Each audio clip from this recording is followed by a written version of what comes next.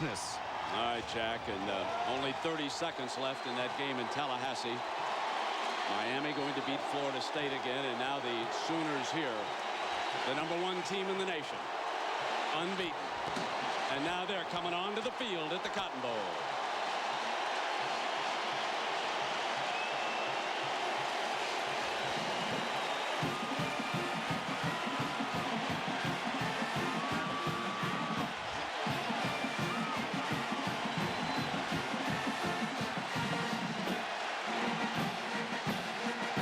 The Sooners won the toss.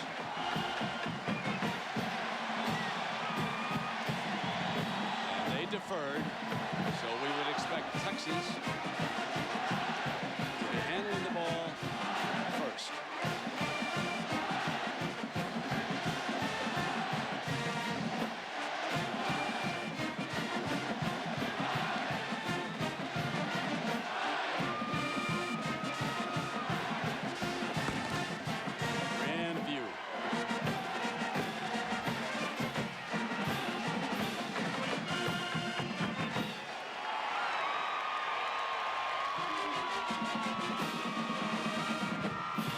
Welcome to the Cotton Bowl in Dallas, Texas, with Gary Danielson and Jack Arute. I'm Brent Musburger. It is the top-ranked team, the unbeaten Oklahoma Sooners, against their arch rival, the Texas Longhorns. Earlier, we had a confrontation at the middle of the field. No punches thrown. Just a lot of woofing and barking. But Texas tired of reading about it. They cannot handle Oklahoma. Remember, a lot of these youngsters played high school football down here in Texas. They're old rivals. There is the starting quarterback for Texas, #5, Chance Mock. Vince Young, according to Mac Brown, will be on the field for the 3rd series. He'll bring in his unit with a completely new offensive line. Mac says he will leave the skill players out behind Vince. Vince, of course, suffered a badly sprained ankle a week ago against Kansas State. It seemed to be fine. It did not even appear to us down on the field when we talked to him that there's even an extra wrap on that ankle. And, absolutely remarkable. Before the day is gone, Gary, we will show everybody how that sprain looked last week against K-State.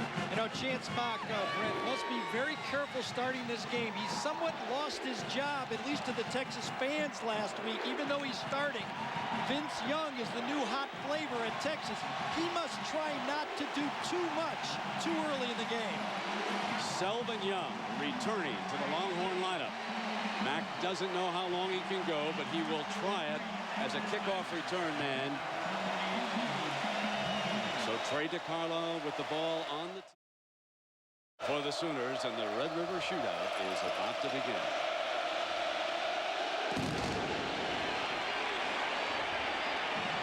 Here he comes, Selvin from the 3 to the 23. So Chance Mock coming out here for the first series of the game. And of course, his key running back is Cedric Benson from Midland, Texas, #32. You know the story. Gary highlighted it. They just have not been able to move the ball on the ground, and you would expect this offensive line to see if they can open some holes. So the familiar 3 wideouts are on the field. Sloan Thomas, Roy Williams, and B.J. Johnson, #1, 4, and 82. All out there for a first down. Play fake. Mock rolls left. Looks Johnson underneath. Got him for a first down. There's a 14. No, holding it. He was out of bounds. It looked like he had him easily, Gary. Yeah, I thought he might get that left foot down, but you can see Texas comes out. They try to get Chance Mock out of the pocket, throws it. Ball is caught. Does his left foot come down? I thought it did. Clearly did. That's left foot's down. That's a catch. Yep. And I can't believe it. The head linesman was looking right at him, and he missed that. And it is second down and 10. It looked all in the world like a catch up here, and indeed it was. And now the very vocal defensive coaches for Oklahoma spotting something, and they throw underneath to Williams. And so right away the strategy for Mac Brown and Greg Davis, the offensive coordinator, is clear. Make the playmakers, get them into the game. Remember, last week against Kansas State, it took a while to get Roy Williams a touch. They have thrown to 82, B.J. Johnson, who was shut out last week. They've come back now to Roy Williams, and now they face the third down because remember the bad call put him back in 2nd and 10. So now to the short side goes Williams off to the left. Sloan Thomas is over there, and it's Johnson to the right side of the formation. Bo Scaife is the tight end. They show blitz. Picked up. There's a penalty flag down. I think Oklahoma may have jumped.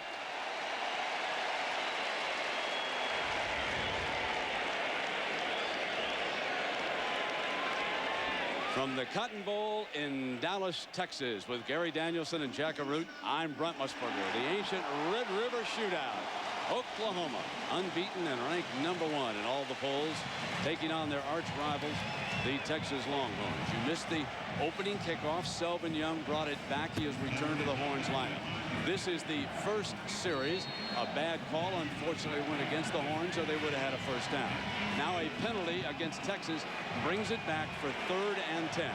Chance Mock, the starter. Vince Young, the phenom, the freshman out of the Houston area. He'll be in the 3rd series. The ankle seems fine. We have had a confrontation, but it was all woofing and no punches. Under fire, Mock throws, intercepted by Strait. Got it at the 35-yard line. Here comes Derek Strait, looking for a blocker, and Strait has given Oklahoma a 1st and goal inside the 10-yard line, and Derek Strait all over Roy Williams. Many of you know the story. Strait is from Austin, Texas. Chance Mock was fooled. Watch Roy Williams come out and ram Derek Strait. Too aggressive to start with. Mock feels that Roy Williams is going to go out there and stop. Misreads double coverage on the play. Derek Strait had help with the safety behind. Again, Chance Mock trying to do too much maybe early in this game. Jason White, the Oklahoma quarterback, coming off a 5-touchdown performance, brings the team out. Ronaldo works, is the tailback. He gets the first carry. Ronaldo for the end zone, and Oklahoma scores just like that. The favored Sooners strike right after the turnover on the Ronaldo works touchdown run around the right side of the Longhorn defense. Very simple play. Everybody just blocks down. Get the fullback Runnels on the end man of the line of scrimmage, and works just walks into the end zone. Trey DiCarlo on to kick the point. Matt McCoy is the holder, number 34. Jacob Rice is the snapper for OU. Left-footed kicker. Ball will be put down at the 10. Good, and it's 7-0. You take a look at the ease with which Work scored. That offensive line, which has done such a fabulous job, keeps it clean. Works walks in. 7-0 timeout. Less than a minute in, and Oklahoma leads after the Texas turnover. And Selvin Young, who returned to the lineup, is back there with Philip Giger. He's standing on the 5-yard line. Into the end zone. Young is coming from 3 yards in. 15, looks for a corner. 20 to the 25-yard line. And let's meet the Texas quarterback. Hello, my name is Chance Mock, and being from the state of Texas, the Red River Shootout is the greatest rivalry in sports. And just moments ago, his first interception in 107 career throws. Now we would expect to see Mack Brown and the Horns try to establish Cedric Benson behind the offensive line. They threw 3 consecutive times. A bad call went against them, and then the interception. The familiar 3 wideouts for the Horns. Motion, Benson into the middle of that stout OU defense. The principal financial group starting lineup. This is the offensive line, and no question, this is the toughest challenge that they have faced against this Oklahoma defense. Now, last year, Benson, 22, 54 yards, had no touchdowns. They need to pick it up. That's the running game. The passing game. A year ago, 7 catches for 126 yards for the 3 Musketeers and no touchdowns. They haven't scored a touchdown in 3 years against this Oklahoma defense. Here's number 4, Roy Williams, their All-American. Second down and 9. He's on the short side of the field, off to the right. Matched against Straight again. They're flopping Straight. Throw Williams, deflected, incomplete. And Straight is all over Roy Williams. He has put a blanket on him. And this Oklahoma defense featuring one All-American after another. Are they the nation's best? Miami's defensive front looked awfully good today. Back at that linebacking spot, the Texas nemesis, Teddy Lehman, who has intercepted a pass in each of the last 2 years. Now, they have been operating out of the nickel D by sliding Dante Nicholson up to that will linebacker spot. And Brodney Poole, who had 2 interceptions, has been playing in the backfield. The big hitter is number 7, Everidge. Nicholson now steps out to the slot man. They throw to Thomas. Thomas is trapped, nothing doing. And the Oklahoma defense forces a punt with Antonio Perkins making the stop. We check in now with John Saunders. Win for Clemson. Virginia was a road favorite in that game. Here it is, 4th down now. Young Richmond McGee back to punt. Hangs it up high, and Perkins, the return whiz, fields it at the 26-yard line, forced back to the middle. He'll try to stretch, and he does. Now he's got a seam in the middle. Fumble. Diving for the ball, the burnt orange jerseys of Texas. Texas celebrating, and they've got it.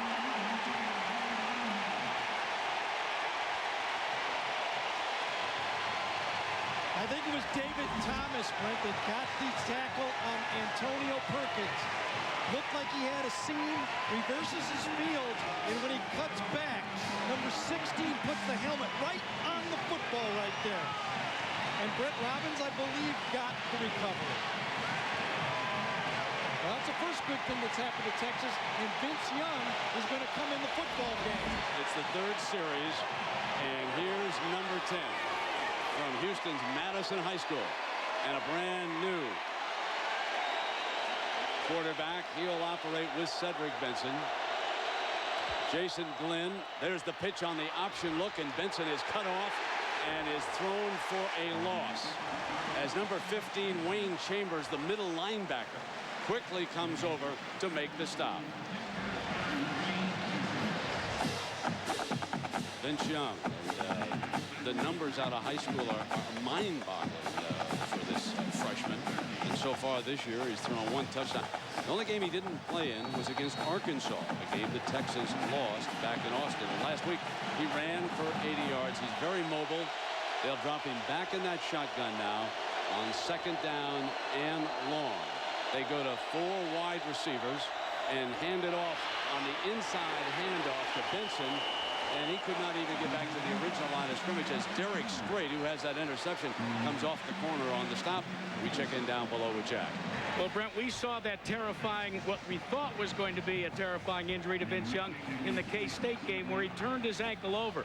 Gary Danielson, when you went to Austin, Vince was telling you about the fact that once you turn your ankle over once, it rehabs very quickly. Where did he turn his ankle over? Several times playing basketball in high school. Well, he's not playing basketball against this defense today. 3rd down, there was movement, and the tackle jumped back, and we'll let the officials sort it out. Now, Jack mentioned this injury, so let's take you back to last week in Austin. And Vince Young scrambling out of his own end zone. Now watch as he goes down, and there collapses on the right ankle. We didn't think there was any chance that he'd be able to return to the game. In fact, we thought, well, it could be broken when you look at that, but they taped it up on the sideline. He came back onto the field to play shortly after that and led Texas to a come-from-behind win. Yeah, Dan Cody engaged the offsides penalty and went against Oklahoma. Mike Stoops right now is in the head of the Texas offense. Every defensive play he's called has been right so far in this game, including double-teaming Roy Williams. 3rd down and 7 from the pocket. Young's got the middle. Got it. 1st down. Hit the big fella. Turns the corner, and Williams, still battling, is stopped at the 12-yard line. So Roy Williams burns the defense that time for 30 yards now. and the Horns are on the move. Against the zone, you must attack the middle of the field, and that's exactly what Texas does. Vince Young, the zone defense, there it is. The ball's going to go right between those linebackers. Zip, that's what you must do to a zone defense. You must tack 15 yards downfield and over the linebackers and under the safeties. That's perfect throw, perfect call. Will Matthews, the fullback, set in front of Benson, both behind Young. And again, Young pulling back out, throws to the fullback, and Matthews could not get his shoulders turned.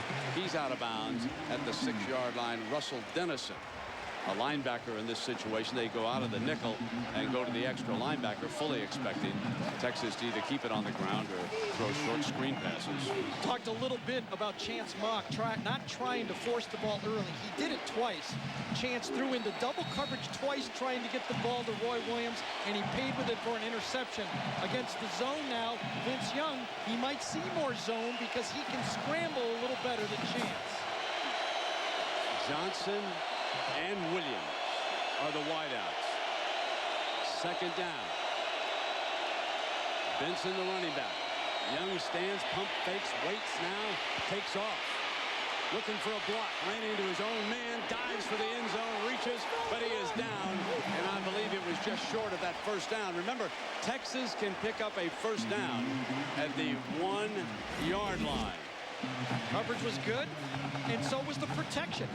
Texas has to take a lot of good thoughts from this play by Vince Young. Not only did he hit the big pass, protection was decent on that second down throw, and then Vince Young tucked it under and made it 3rd and short. Now Mac Brown wants power football. Edwards and Tweedy are in as additional tight ends, blocking. They go in motion. It's 3rd down and short. Benson in zone, touchdown Texas.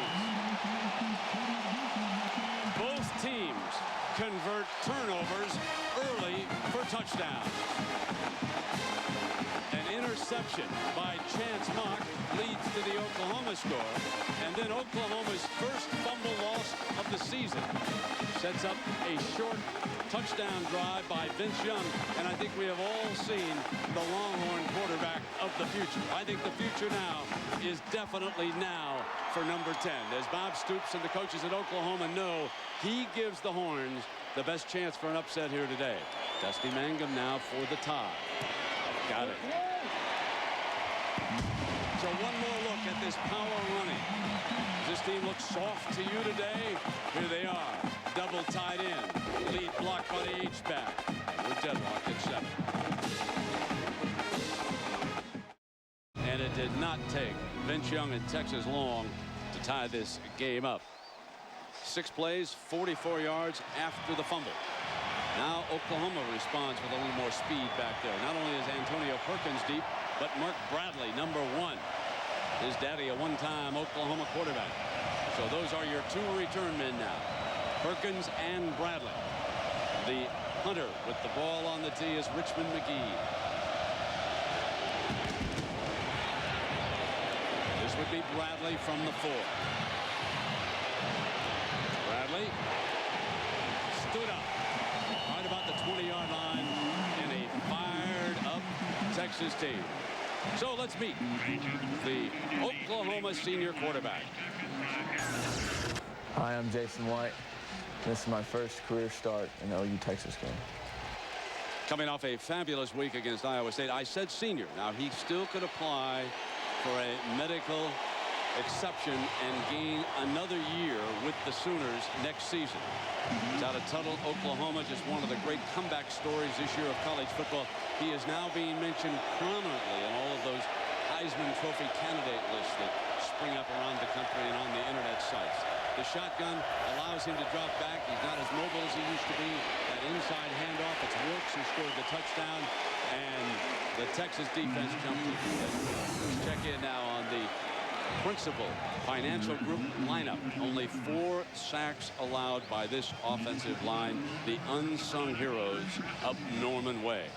And as far as the running backs are concerned, they are indeed chasing that ghost of Quentin Griffin, who ran for 248 yards in a Red River shootout a year ago.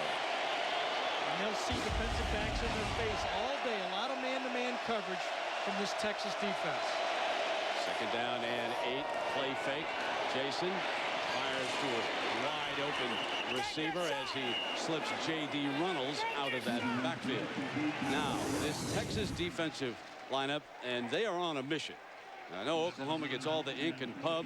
Freshman Tim Crowder over there along with Kalen Thornton hope to put on a lot of heat. And who's the best number 11? We rave about Teddy Lehman, but let us not forget D.J. Johnson, also number 11. And Dakari Pearson, he got into it with Brandon Everidge before the game started, and Mac Brown jumped all over him and said, let your play do your talking. Just shut up and get back over here. So Pearson had to be pulled away from Brandon Everidge. That was before the skirmish even broke out, and now White and the Sooners are going to burn a timeout here. We'll take a break from Dallas. According to my Benny notes for the network for October 11, 2003, Bob Stoops is an amazing 15-2 against top 25 teams. And folks, one of the reasons why they convert third down plays. And here they are after that timeout. Third down and 4 for Jason White and the offense. In order for Texas to put pressure on Jason White, the two inside tackles, Roderick White and Marcus Tubbs, inside must collapse the pocket. Those two guys are huge. Need to reach the 31-yard line for the first down. Fires for it. Got it on the completion. Clayton at the 40. And folks, Jason White was asked by Jack Arute, how do you attack this Texas defense?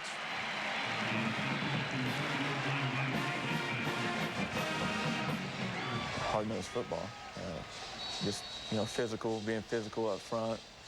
Receivers being physical, backs running hard. It's just this game is just about being hard-nosed football players.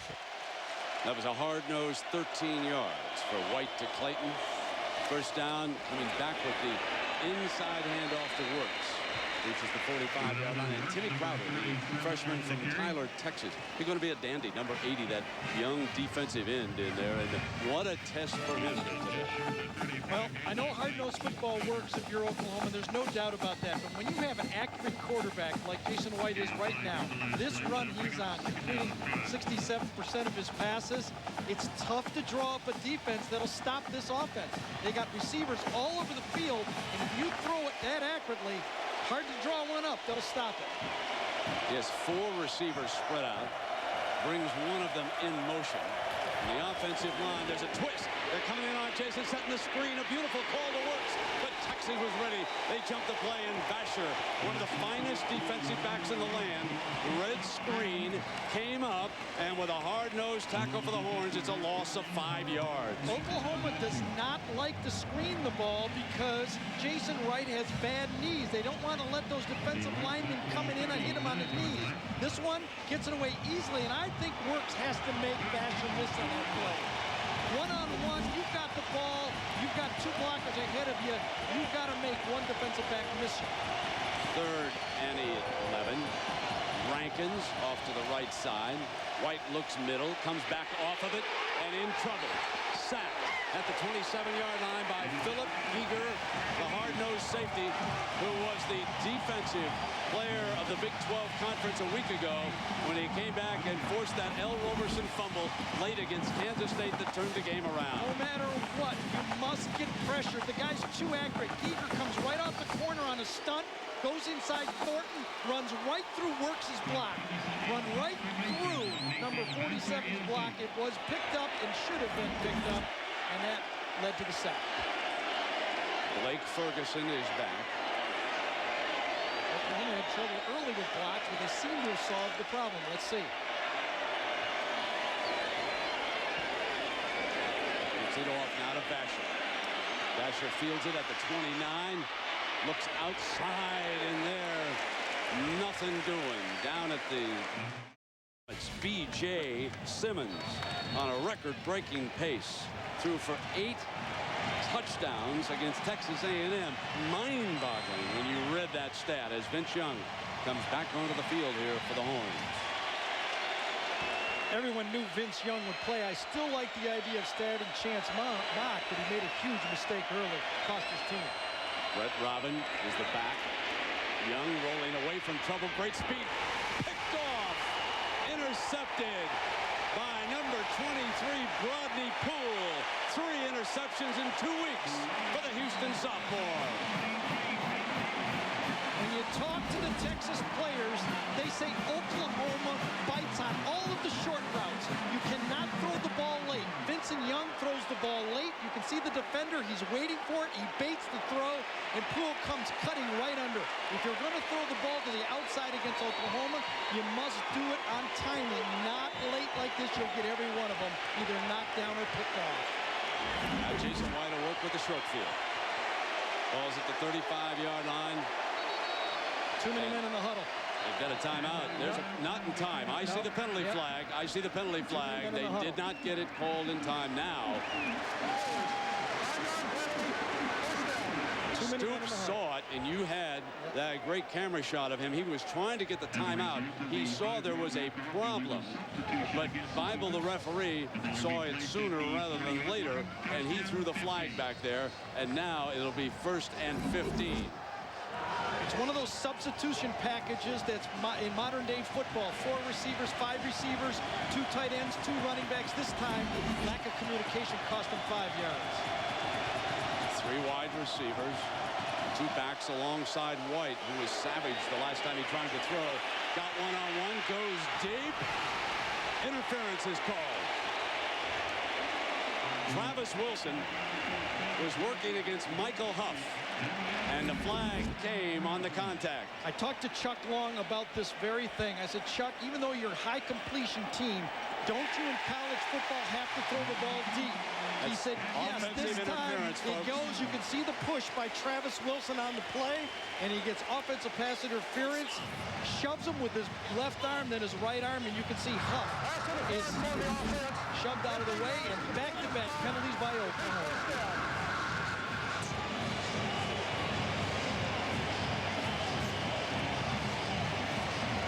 That's going to bring that ball all the way back to the 45-yard line. Clear-cut shove on the interference call. It'll make it 1st and 30. Now, we haven't heard from Brandon Jones. He's the wide out, far out to the right on this formation. They'll come back with a conservative call with Works, and no more than a couple. Certainly adds to the flavor of this attraction as we pull back from the blimp. Good view of Big Tex down there. You look across the Texas State Fairgrounds toward the old Cotton Bowl. Tom Landry and the original Dallas Cowboys used to hold forth here. And of course, then that long-time tradition on New Year's Day, the Cotton Bowl itself. 2nd down now, and White steps away, fires complete to the 35-yard line. That is back, folks, to the original line of scrimmage. Jawan Rankins, the sophomore wideout, with the catch. And so this puts him back in about a 3rd and 10 after the 18-yard gain. Texas went with a 3-man rush that time. They're going to show every different look to this Oklahoma passing game. But if you don't put someone in the face of that thrower when he's hot, he's going to pick you apart. You must put pressure on that quarterback to slow him down. Oklahoma has 5 different receivers they can throw the ball to. This time they got 4 of them in the game. And Carl Reese continues to substitute rush linemen, trying to get fresh rushers. Williams in the game, but White gets it off anyway. Got the 1st down. There's Jones inside the 20-yard line. At about the 18 or 19, it's a gain of 17, and it's a 1st and 10 of the red zone for the Sooners. This time Texas comes with the rush, but watch the nice pocket that develops. Jason White is allowed to step into his throw. That means when you rush 5, they've got less zone people. Here comes the guy coming across the middle right here. Step into it. Easy throw to the outside of the formation, and Brandon Jones with a big 1st down play. Give that one to the offensive line. Huff will now go over on Jones on this 1st down. Jason White, the inside handoff to Works, picks his way, cuts back, smashes, 1st down, 1st and goal inside the 5-yard line. Ronaldo Works with a tough run.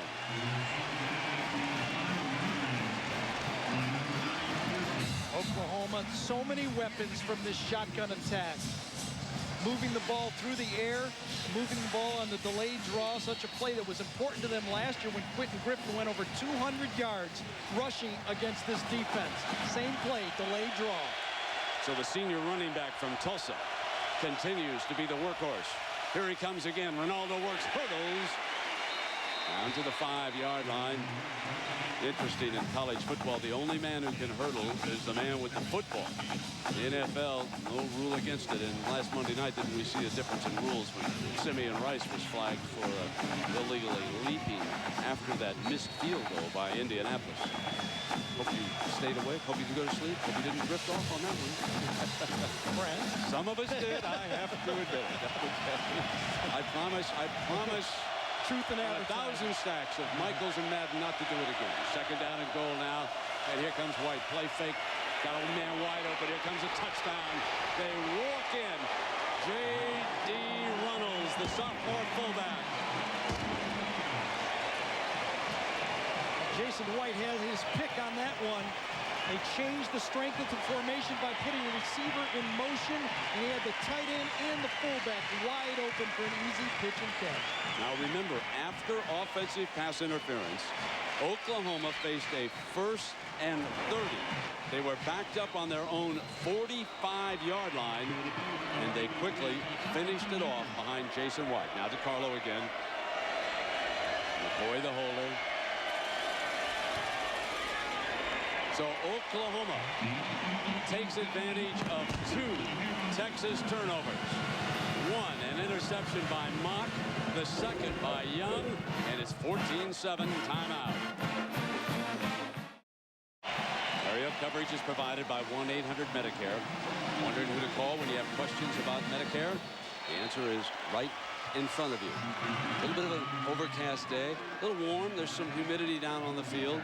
Somewhat of a light breeze, but we have seen the defensive strategy on the Texas side is use a lot of bodies here so far. So with the Sooners up 7, kicking off again, Giger, yard deep, and appeared to step on the goal line. It was close, but he took a knee, and it'll come out on the 20. The victory recipe, Gary. Well, let's cook up what's going to determine how this game is won. Quarterback protection, I think, is #1, and so far Oklahoma's doing a great job at it. Can either team run the ball to take the defense and make them honest? Both receiving units catch the ball and run after the catch, and of course special teams. You know, Brent, in any recipe, if you put turnovers in it, it's like arsenic. It's going to spoil it. Turnovers is always going, as we saw in that first Florida State-Miami game, thrown up anything. You know, I want to go back to this kickoff because from up here I thought his foot touched the line and he had to come out, but there it is on that goal line, and then he's down, so I guess he ruled that he was still in there when he took the knee, and the Young keeps it. A beautiful play fake, and Vince Young breaks free, still going, midfield, still on his feet. They can't stop him. He's at the 40. Amazing. Down the sideline, hurdles and down to the 19-yard line.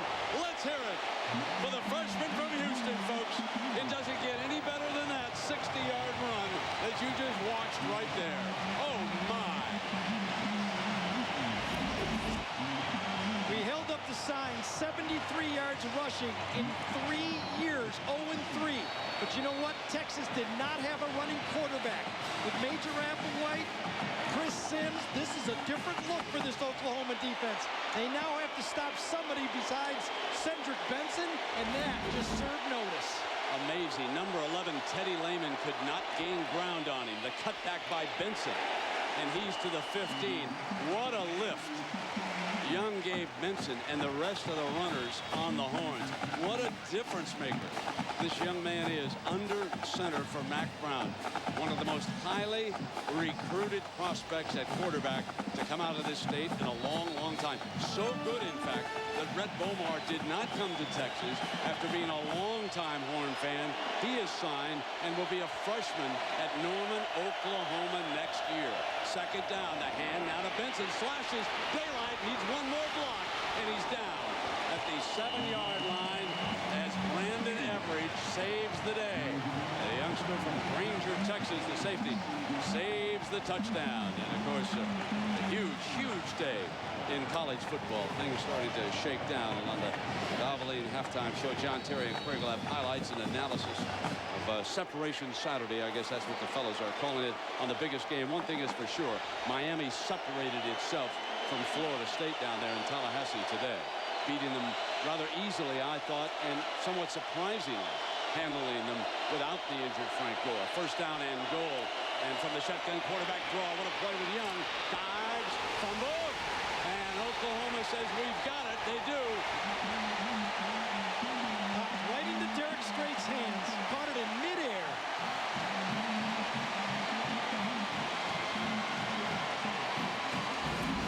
A design play. It was not a pass. Quarterback draw.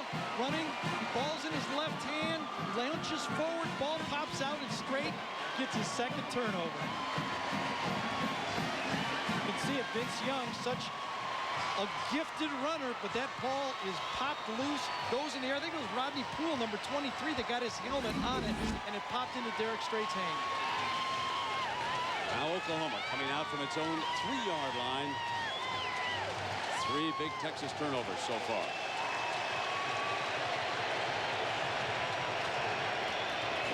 So they run with Jones, his first carry of the game. Kewan Jones, a sophomore from Jinx, Oklahoma.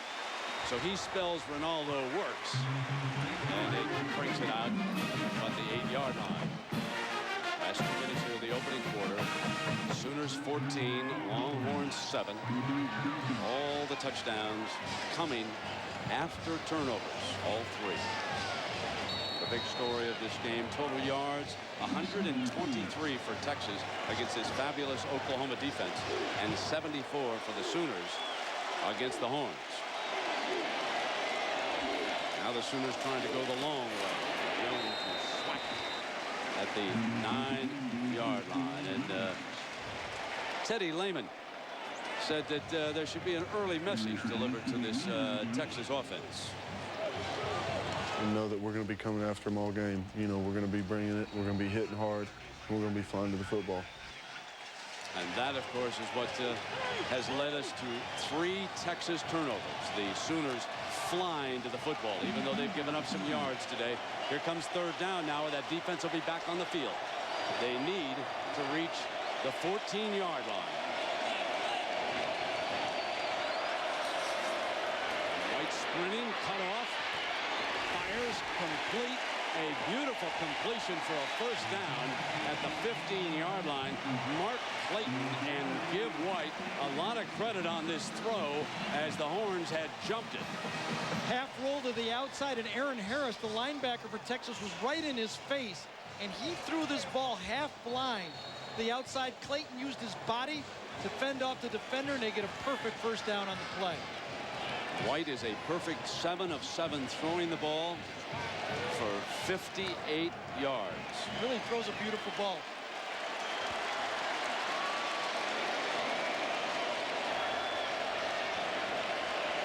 Seems to be in complete command of this offense, the way he directs it.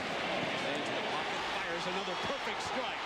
40, 45, 50. Clayton still going, and he is down at the 46-yard line. Give White 39 more passing yards, and Mark Clayton, the junior, and another of those OU players out of the state of Texas. He's from Arlington. Watch the middle linebacker right here. He's reading the quarterback's eyes, and he almost gets his hands on this one. Derek Johnson, much like Derek Brooks in the NFL, he's going to play robber. He almost gets to that ball that time. Another perfect throw. Hot quarterback here for Oklahoma. The first quarter comes to an end. The opportunistic Sooners take advantage of 3 turnovers. They score touchdowns after the first 2. Works walking in for the first score. 14-7 Oklahoma at the end of the first.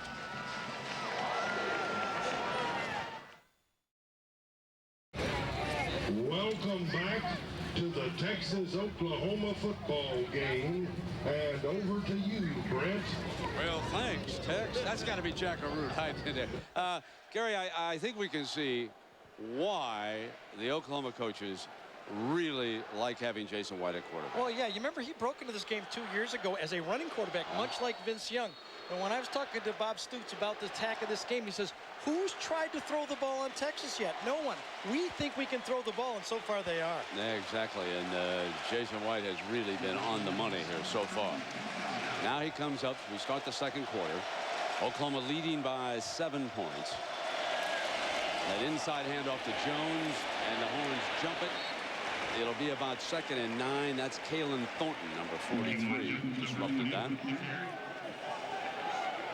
Even though Kevin Wilson, the assistant offensive coordinator, was brought to this program to upgrade the Oklahoma running game, I think with this version of this team for Oklahoma, without Quentin Griffin, their great running back from a year ago, I think they're just better throwing the ball. Why not play to your strength? You got a hot quarterback and great wide receivers.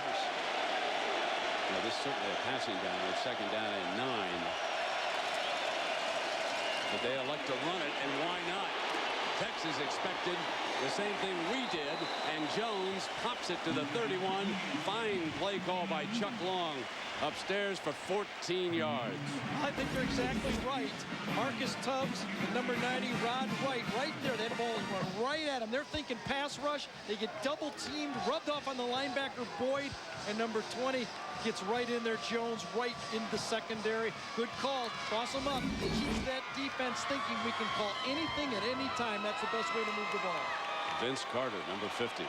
Fine center. Joseph and Shashan, the guards alongside. Sims and Brown, the tackles. And when we asked the coaches who was grading out the highest on the offensive line, number 55, Jamal Brown, will come over to that right tackle spot. You see him getting down there, looking at Thornton, studying the gap right directly in front of him. 1st down and 10. White from the gun. Pump fake coming back to the left now.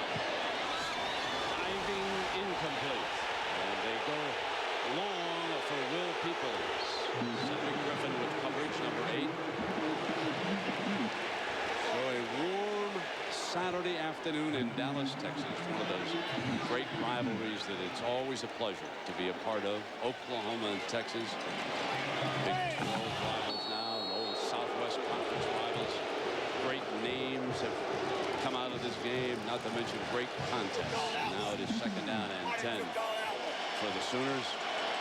And you can see over on the Longhorn bench the defensive signals being flashed. And Jones to daylight. Griffin wraps him up. At the 24-yard line, we check in with Jackaroo. Well, Brent, as you guys were saying, when Jason White came to OU, he was supposed to be a Vincent Young type quarterback, but 2 injuries have changed him. Is the glass half empty or half full for Jason White? He says he's smarter now. He says, I know my strengths and my weaknesses. He says, when I first got here, I relied on my athleticism. Now I use my head. I know I can't win the game. It's all about the team. They put Clayton in the slot, and they're chasing Clayton with Vasher. So the matchup now is Vasher against Clayton, and White back middle. High, got a wide open man. Incomplete. If he had caught it in stride, he would have walked into the end zone. That's James Moses, the junior tight end. Another beautifully diagrammed play here. Greatly conceived. Giger gets beat at the line of scrimmage right there. He's wide open. Juggles, juggles, juggles, juggles. And DJ Johnson runs right by it and almost had a chance to pick it off.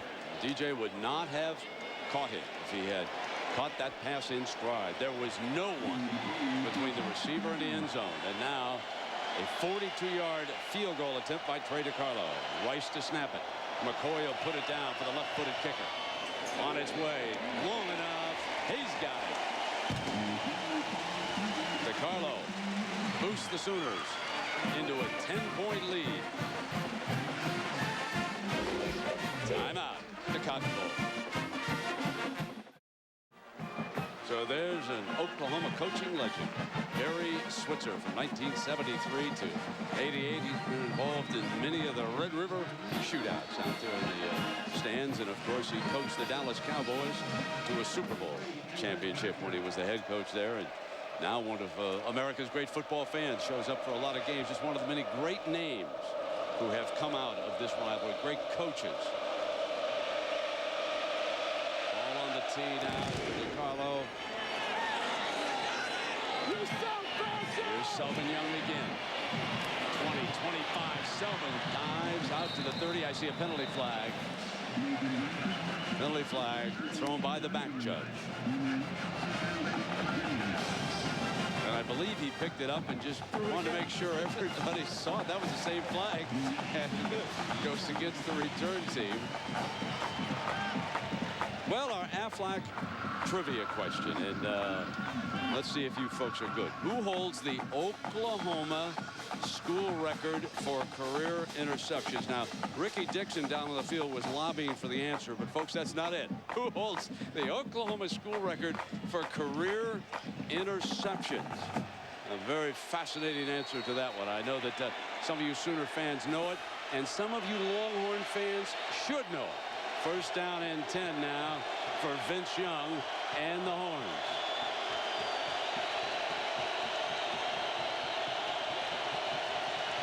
Everidge coming up to take on the run. Young rolls it over to the left-hand side, sheds a tackler, still going. Here it comes again.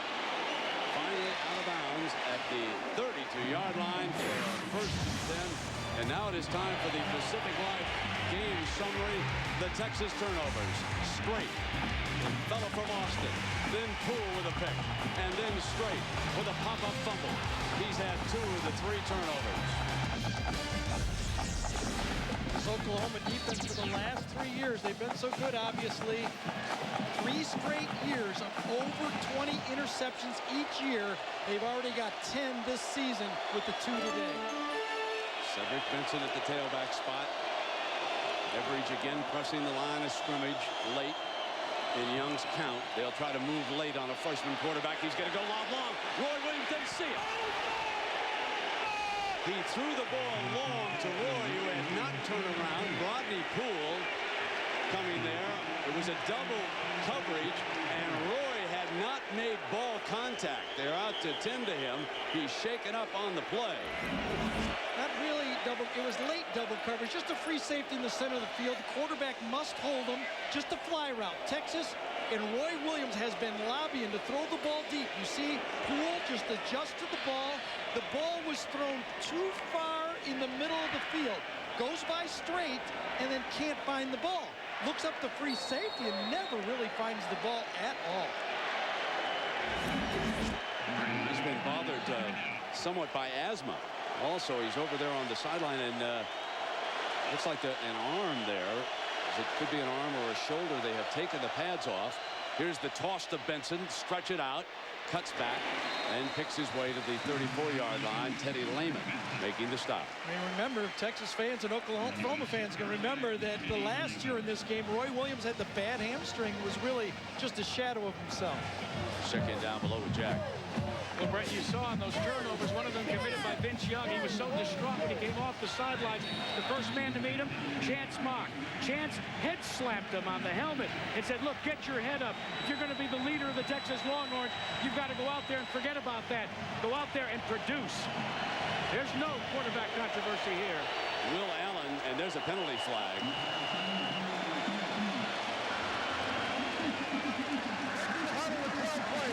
Now it is Texas breaking the huddle, and it was a late appearance by an offensive lineman. Will Allen, the guard, came off Brown's bench late when he trotted out there, so there was confusion with the offensive line as they were trying to get their act together. And now it is going to be 3rd and long with Young. As you watch the Oklahoma defense, and you can see it on your monitor, against a freshman, they are moving very late with their defensive coverage. And this side here, now there's Allen. The late addition right there. And actually, I thought that was the 11th guy to enter the huddle. I was a little surprised by that call. 3rd down. Lehman's over in a gap. Now they fill it with a safety and then back out. Now Young in trouble, and he eats it at the 18-yard line. A penalty flag comes late. Nicholson, number 8. The JC transfer and a fierce hitter. He was one of the top 20 ranked JC players coming into this season, and he has helped strengthen an already tough defense.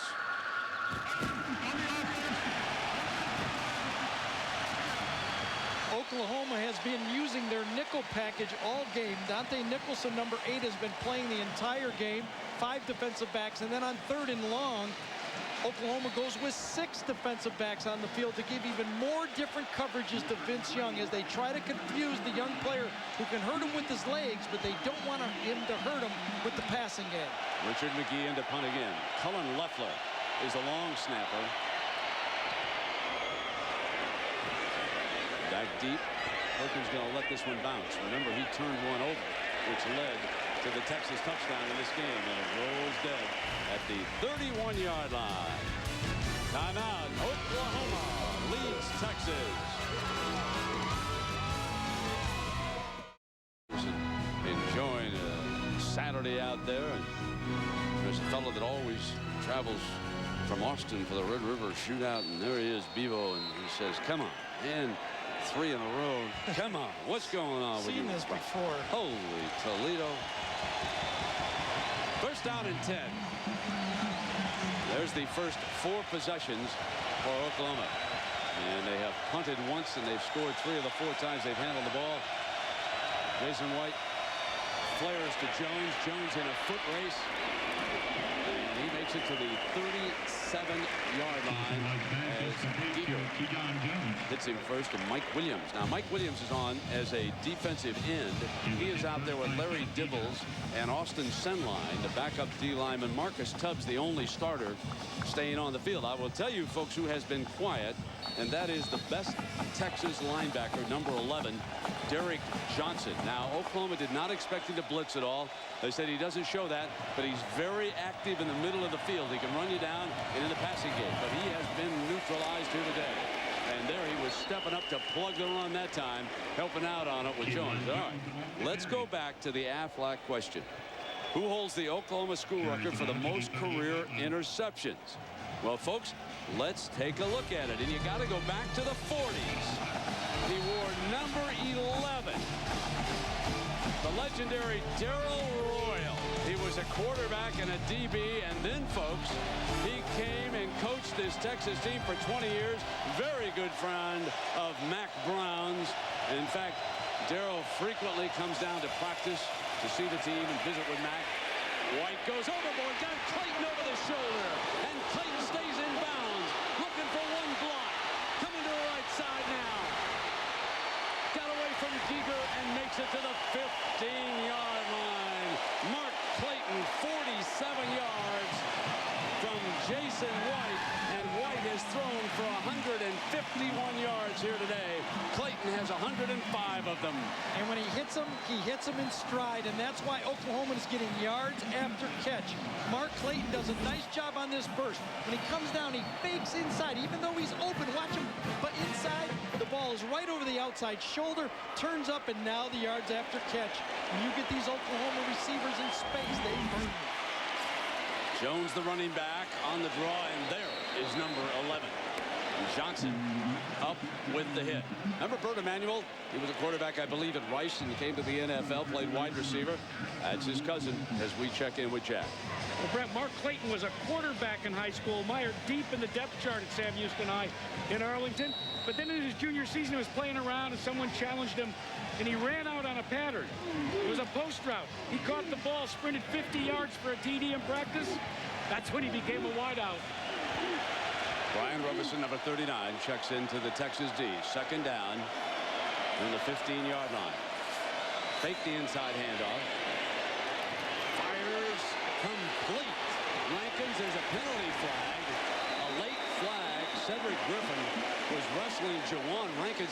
And what we have seen, the Oklahoma receivers are just taking the ball away from the defensive backs. They are having a field day out here. Might even get Texas interference on this play. Cedric Griffin came over the back of Rankins, and he made a wonderful catch. The ball is being thrown in the right spot on all of these plays. And the Oklahoma receivers have so much confidence in the throwing game right now, and there's so much competition with 5 of them that want the ball. They're going up and getting it and wrestling it away. And Rankins almost took this ball and just took it. Rankins is to the outside, man-on-man, going to go to the corner on the inside. Watch him fight for this play. Outside shoulder, catches it, really doesn't go down until he gets about 4 more yards over Cedric Griffin. Putting on a clinic here. Is at the 8-yard line with 9 minutes to go in the first half. And Oklahoma, the top-ranked team in the nation, showing you why. They lead Texas by 10, 17-7. They get a first and goal. They're coming again. Jones, the slot man to the right. They run away from it. And here comes the other Jones. This is Kewan. To see what Chuck Long once called. Coach Stoops, of course, he has the final authority. He has an override. He's listening to the communication between the box and the assistants down on the sideline. Second down and goal. Runnels is off to the right. Remember, he slipped in and caught a touchdown pass earlier. Here's White. Again, the offensive line gives him time. Fires. Double covered. Jones incomplete and out of the end zone. Now we go to third down. I think they got a holding penalty on Oklahoma right here on this one. Right in the middle of that pocket that time. They're talking to Kalen Thornton right now, and Max says move him back. Don't blame him, Max. Oklahoma tried to run a rub play to the outside, a little pick, but Texas played 3-on-2 zone. Didn't have it. On the offense, 10 yards from the previous spot. I think it's right in this area right here that the play happens. Holding Bonnet grabs him, got him on the jersey right at the end of the play as Jason White runs up, and that's why they called holding on Marcus Tubbs, who could have had a possibility of getting into the quarterback's face. Well, Reese wants to change up his defense, and he's got a late addition now. He's trying to get Aaron Ross, and Aaron Ross calls a timeout. They had gone to the nickel package. They sent Ross onto the field to call timeout, and they've got it. A few folks are joining the midway. Aerial coverage provided by 1-800-MEDICARE. Wondering who to call when you have questions about Medicare? The answer is right in front of you. Second down after the penalty. The ball is brought back to the 18-yard line.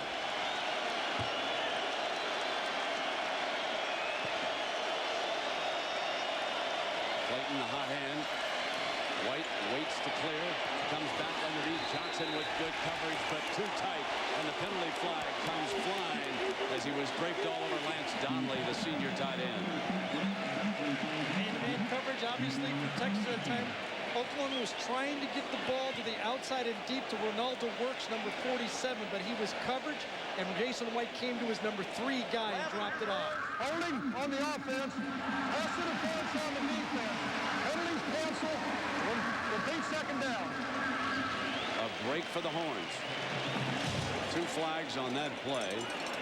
Nullify the penalty, and the ball will stay back at the 18-yard line. And now full complement of wide receivers comes onto the field for the Sooners. They substitute 4. And so Reese is quickly trying to dial in the defense upstairs as he adjusts to the substitution package.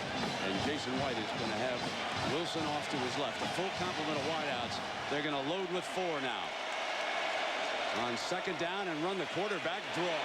Never expected that. And White to the 6-yard line. No one expected Jason White, who has undergone 2 knee surgeries in back-to-back years, to take off on the quarterback draw. Just nobody there. Absolutely. You think about what Texas is thinking about, which receiver, which pick play, what type of screen, and all of a sudden the quarterback, who they say they want to protect those knees, it was both of those knees untouched in 2 straight years that he went down with, and they get a huge play on second down. 10-yard gain makes it 3rd and goal from the 7. Now White fires incomplete as there was pressure from the Texas defensive front that time. You should see Derek Johnson reading Jason White's eyes on this play. He's playing a robber in the middle of the field. Watch him just take off. If he sees White look to the left, he just goes to the left. Watch this. Bang, bang, he's going. Reminds me of Derek Brooks as he tries to get in front of the play. Of one of those linebackers that play the passing game and the running game at the same time. The ball was knocked down at the end, the line of the scrimmage, by Timmy Crowder. Trey DiCarlo on the field for a 24-yard attempt. He's 1 of 1. No breeze in his face. And he nails it. 2 for 2 for Trey DiCarlo. And the Sooners lead it 20-7.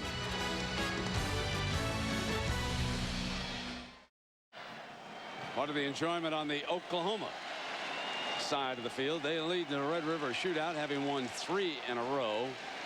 Sloan Thomas, number 1, going back deep with Selvin Young, who has returned to the line of on today, at least as a kickoff return man. We haven't seen him carry the ball yet from scrimmage.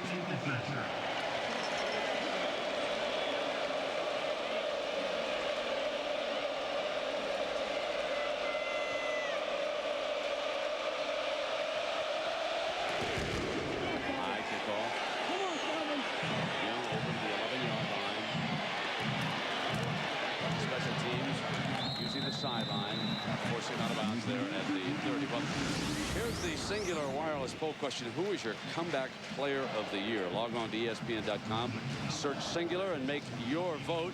Or singular users can text message to 222.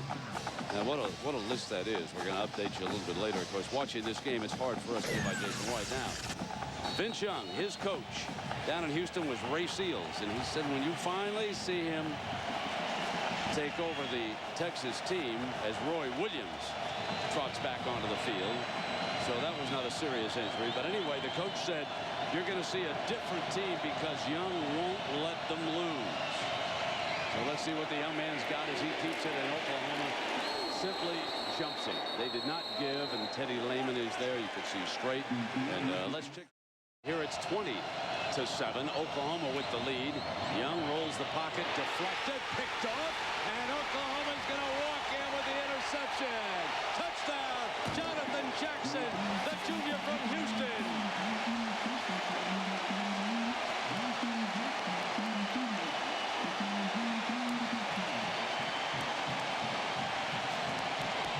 Vince Young, folks, is still a freshman. Dusty Dvorak, number 94, is the guy that swats it down. Watch Dvorak. He's the one that's in Vince Young's face. Pops up, turnover, and Oklahoma Jackson takes it in. Number 94 beats the block. Too early of a cut on that offensive line by Tillman Holloway. And number 94 swats it right back into Young's face.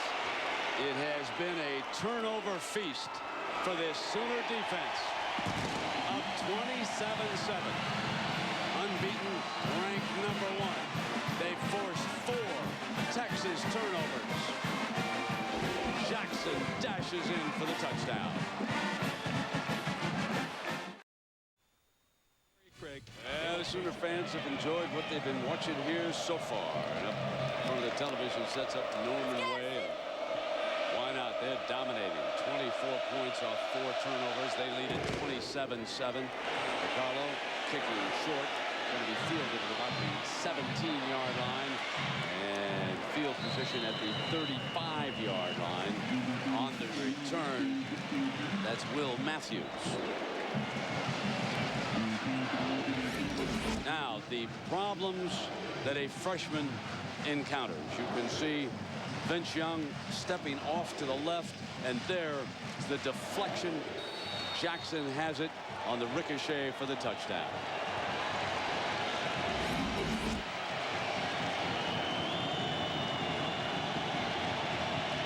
Down and 10.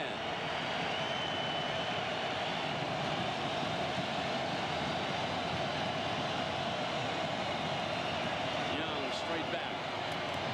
Fires high. Williams went up in the air for the ball and pulled it in at the 48-yard line as Roy Williams gains another 17 yards on his 200th career catch for the Longhorns. That's where this defense needs to be attacked. Right about from the hashes to the middle of the field. Until Texas can show Oklahoma they're willing to attack the middle of the field, they're going to have problems with this defense. Obviously, Selvin Young is ready to go. He's in the backfield. The quarterback draw, and nothing doing with Vince Young. And now Oklahoma starting to tee off. That's Lynn Magruder. And Lynn Magruder, a transfer. He's out of Palestine High School before he moved out to the Las Vegas area. And a young man by the name of Adrian Peterson, the #1 recruit in these parts, is down on the sidelines watching this game. Both Oklahoma and Texas are in on recruiting Adrian Peterson. They have a little bit of a link with Magruder. On the handoff now is Cedric Benson. For golf, for all the extracurriculars for Phil. He does a lot when he's in Vegas, I think. Third down. The package against Roy Williams has been a little bit of everything. Double coverage, jamming him, and soft zone. Here's the roll-up to his side. Young is back, being forced to the right, throws on the move, and the wide-open target is Sloan Thomas. He was camped out on that side, and it is a 1st and 10, 20 yards. That time, Oklahoma did not keep the quarterback in the pocket. It's the old smash route. One guy goes deep, the other guy stays outside. He's a secondary receiver, just a checkoff for the quarterback. Nothing open deep. You dump it to the sideline, 1st down. You must show Oklahoma you can throw the football against them, or they'll gang up on your running game. Safety's extremely deep, 15 yards. Facing the clock, gets it off, and Benson is swallowed for a loss by Jackson, who scored the touchdown on that ricochet. He's all over number 32, but there is a penalty flag.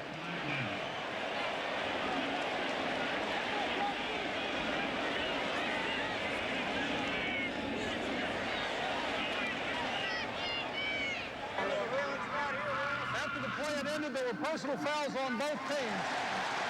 Dead ball foul. 2nd down.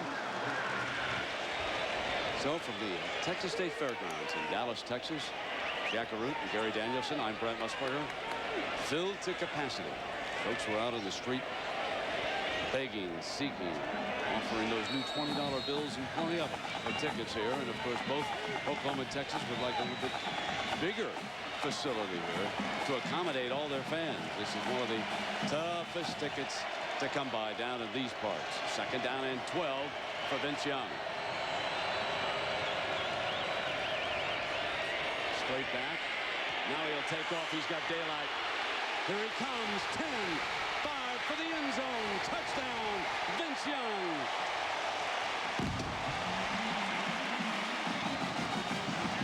When he takes off, except for his height, he reminds you of Michael Vick.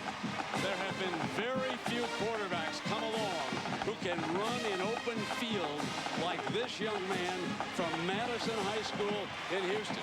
And remember what his coach said. He will not let you lose.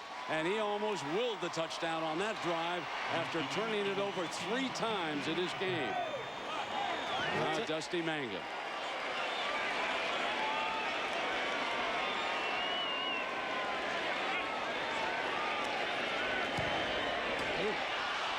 No good.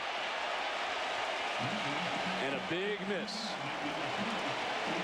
Well, he reminds me of Randall Cunningham when I saw him come out of college. The way he gets there, throws the ball with the looping throw, and when he gets into the secondary, his speed and his long stride are misjudged. Watch him beat Teddy Lehman on this play. One of the fastest, best open field tacklers in college football, but these players are misjudging the speed of this guy. This was not a design play. This was a pass all the way, and Teddy Lehman draws a bead on this quarterback. You think Teddy Lehman can handle a quarterback, but watch this. By 6 yards, he runs around one of the best open field tacklers in the game.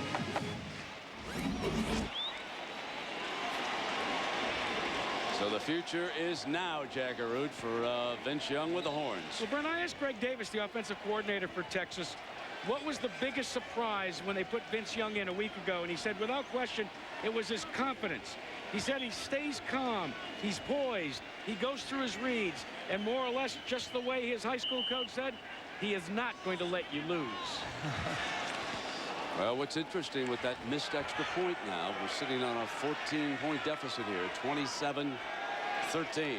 Well, the other interesting one thing that presses you too is, yes, he's calm. Also, he's good. It's good to be calm if you're good.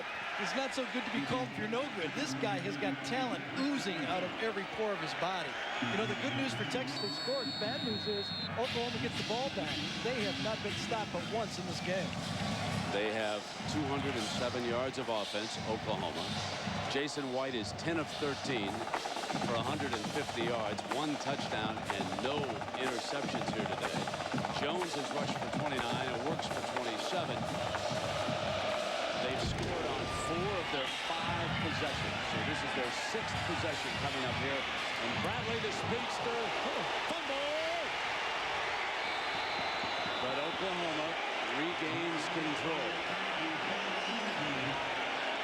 And I believe Pearson was one of the defenders down there.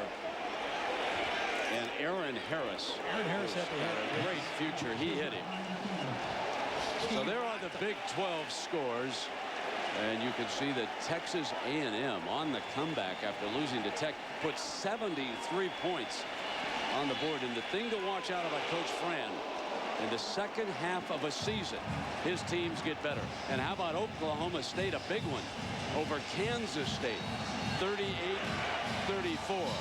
And a very improved Kansas team under their coach Mangino, who was the offensive coordinator at Oklahoma before he took that job in Lawrence. Now the crowd very much into it after the Young run for a touchdown. Works back in as the running back. And he is down at the 34. Johnson and Boyd, 2 of the backers there for the Horns. One of the things Chuck Long, the passing coordinator of Oklahoma, should have told Jason White was the last replay we saw of Derek Johnson. He should be telling Jason White that you can move Derek Johnson with your eyes. Move him and control him. Make him run to the outside and throw in that vacated area behind him. You know you got a linebacker that reads you that quickly. You must control him with your eyes. Clayton, the wide receiver, lines up in a slot formation to White's right. Running from that formation, and Works will go nowhere because of Derek Johnson, number 11, the very talented linebacker from Waco.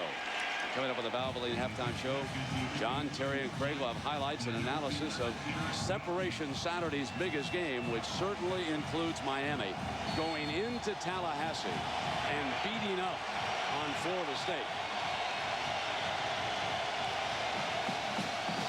Third down with Young on that sideline.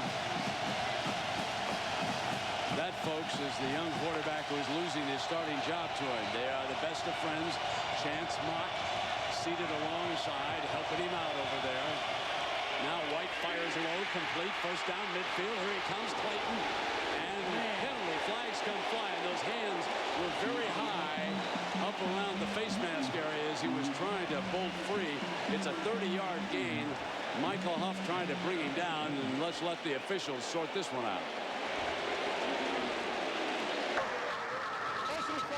Grabbing the face mask on the defense, 15 from the end of the run, touchdown.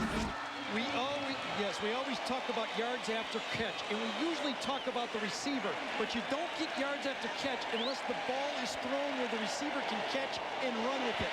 Jason White, as you can see, the obvious got a back of the head and face mask from Michael Huff. When you throw these receivers and get it on the run, they're deadly.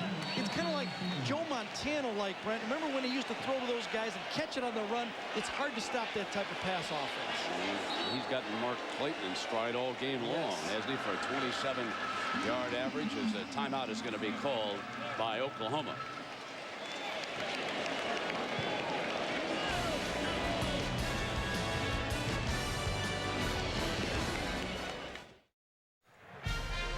So why Dallas for the Red River shootout between OU, that's located in Norman, Oklahoma, and Austin, Texas's University of Texas? Well, the Cotton Bowl somewhat equidistant between the two campuses. Now, the key is that Interstate 35, Brent, is the roadway from Norman to Dallas, and there's 17 miles that are under construction. Well, the state of Oklahoma said what you're going to have to do is end your construction or be fined $4,000 per lane per hour if it's not open for our fans to get here to Dallas. They had clean and green all the way from Norman. I'd like to move that highway department to a couple other states where I do business. First down and 10 from the 20. Fake the inside handoff, and White buys time, goes in zone, got a receiver. Touchdown!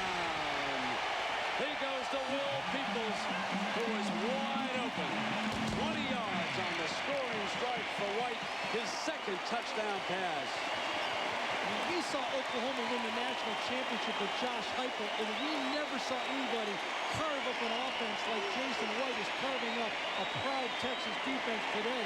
He's making every read and throwing accurately on every play. He's putting on a show here today. And a lot of Texans are part of it. Peoples from Humble, Texas. When you look at that roster of players from Oklahoma, one Texan after another. This not for just bragging rights down here. It's recruiting rights. And now the Sooners have scored on 5 of 6 possessions as we watch White. Watch first the fake. All right, here's the one that comes out. Fake to the play here, but watch this receiver hold the corner.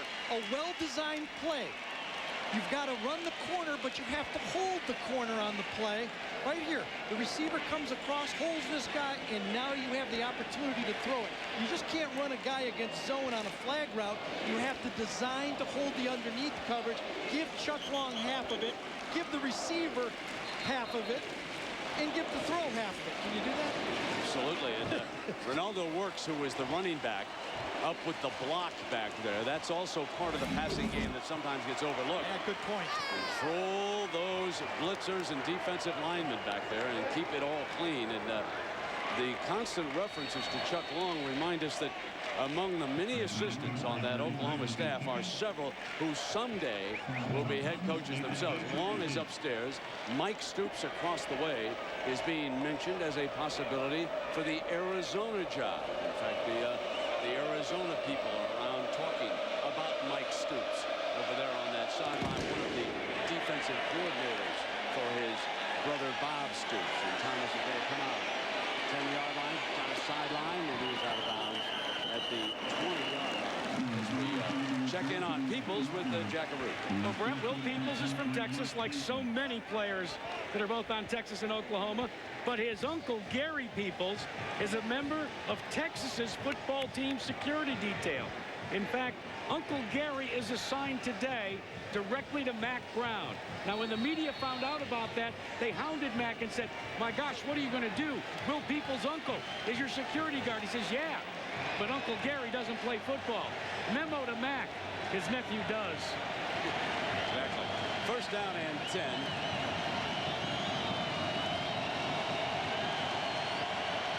Vince Young, who certainly has taken over as the Texas quarterback, deflected again, and this one incomplete. Now, we have referred to all these players from the 2 states. Let's take a look at the recruiting breakdown. Of the 110 players on Texas, only one non-Texan starter. That's an offensive lineman, Holloway. 94 of the 110 from the state. But look at Oklahoma. They have 46 of their 103 players from here, and 10 of them are starters, including Everidge, Harris, and Strait, who grew up in Austin. Second down and 10 now for Young. Penalty flag on the play. Young just caught out of bounds, but there was a flag thrown by the linesman. Everidge with a few words for Young. Offsides on the defense, 5-yard penalty, repeat second down. Last week, Kansas State put 6 sacks against this Texas pass offense. Texas offensive tackles, one play ago, Jonathan Jackson put pressure on the quarterback. The offensive tackles must get better in this game. You can see it. This time it was Blaylock, comes around the corner and hits the arm. Almost another turnover in the game. Second down and 5. Lehman shows blitz. He's picked up. Young can't get an open man. Steps hard to the right. Now fires. Bumped after the catch. Caught out of bounds.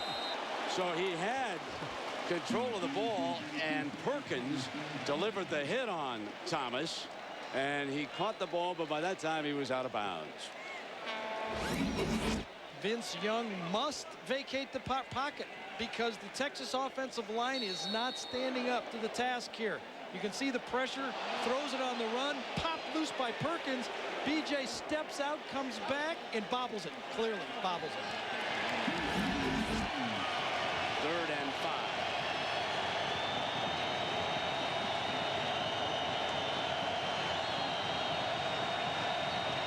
Lehman again trying to hand fight in, can't get there. They swing Robbins, and Robbins is down at the 25, and Texas will be forced to punt.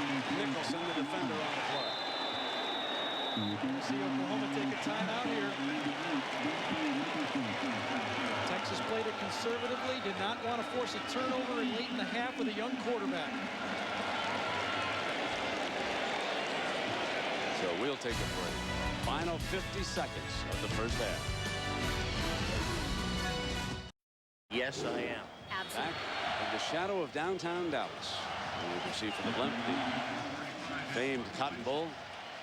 And now McGee back to punt again. Back deep is Antonio Perkins, one of the most dangerous return men, the record setter. 3 for touchdowns against UCLA. Perkins just waves it off as they try to punt away from him, and they go out of bounds with a short punt. Now they've got 50 seconds to work with and a chance to get a field goal, and a penalty flag flies on the play. And it's going to be on Texas. It's going to be 15 more yards from the spot. Silly play by Texas.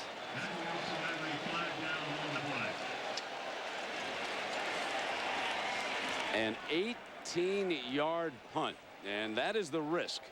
Whenever you attempt to punt it away. After the play had ended, personal foul on the kicking team. 15-yard penalty. Now we go and talk about the road to the Nokia Sugar Bowl in the national championship game. Oklahoma came in ranked #1. The BCS rankings will be out later. We can see this is a list only of the unbeatens. And listing to the left, of course, is the ranking and the coaches poll. Florida State, they've dropped way back.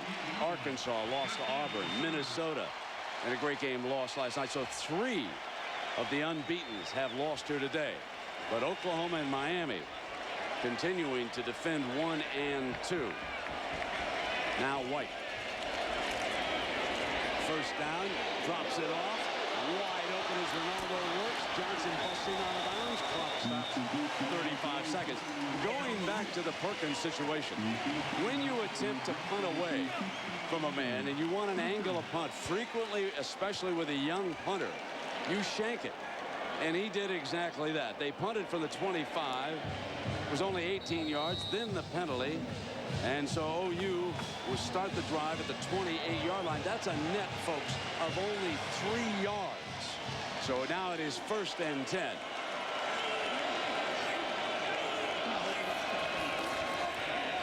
Terrific performance by the offensive line. And Clayton just couldn't quite get to that. And again, the experience of White did not want to even hint at an interception. Kept it outside against the defensive back. Great protection up front. That offensive line for Oklahoma was really feeling confident against this pass rush now.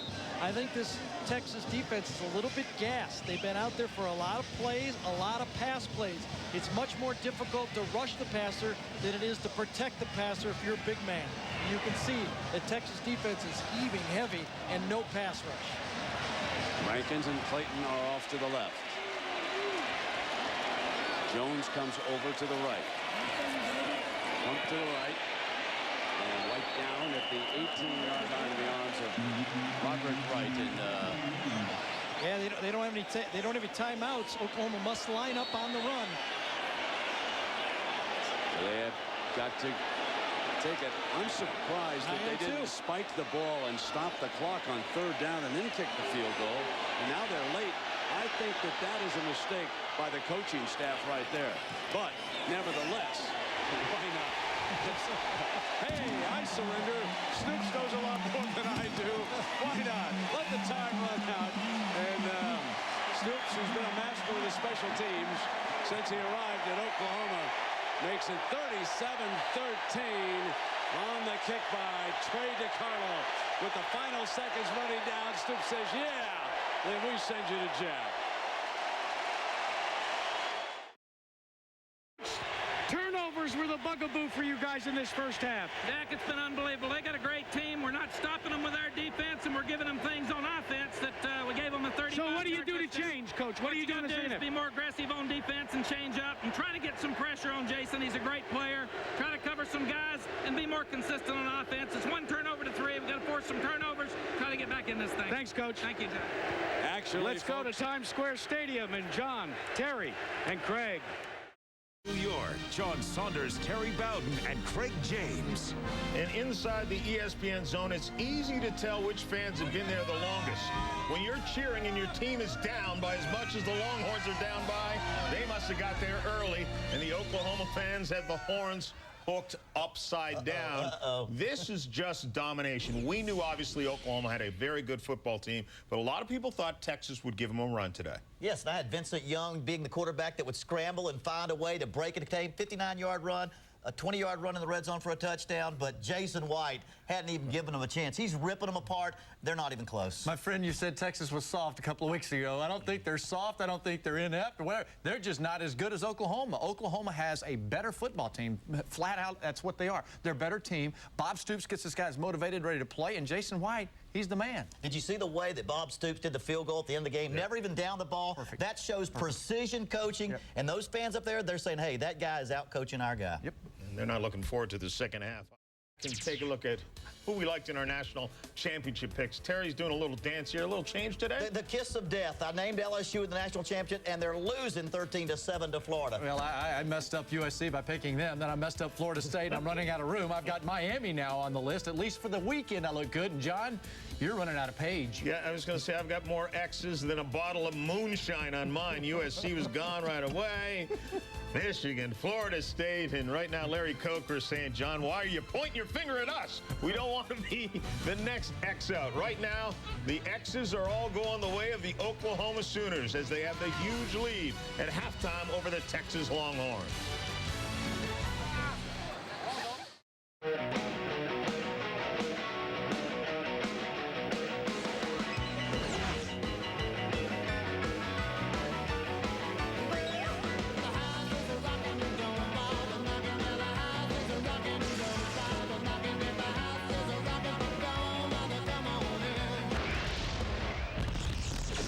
A 24-point lead by the #1 ranked team in the country, the Oklahoma Sooners. And Gary, I go back to something that Bob Stoops told us on the telephone.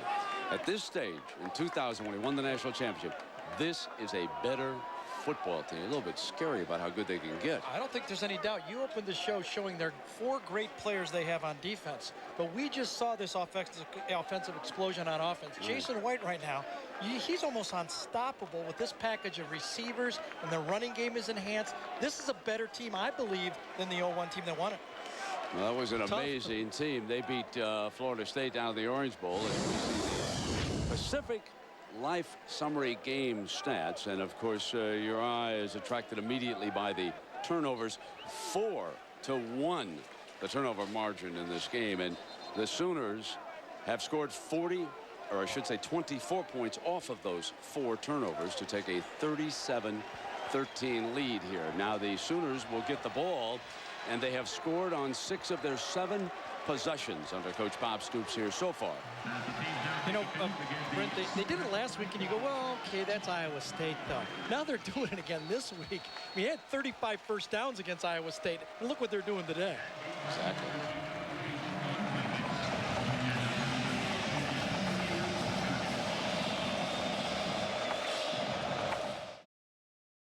Dominated so far by the Sooners, and they'll get possession here again.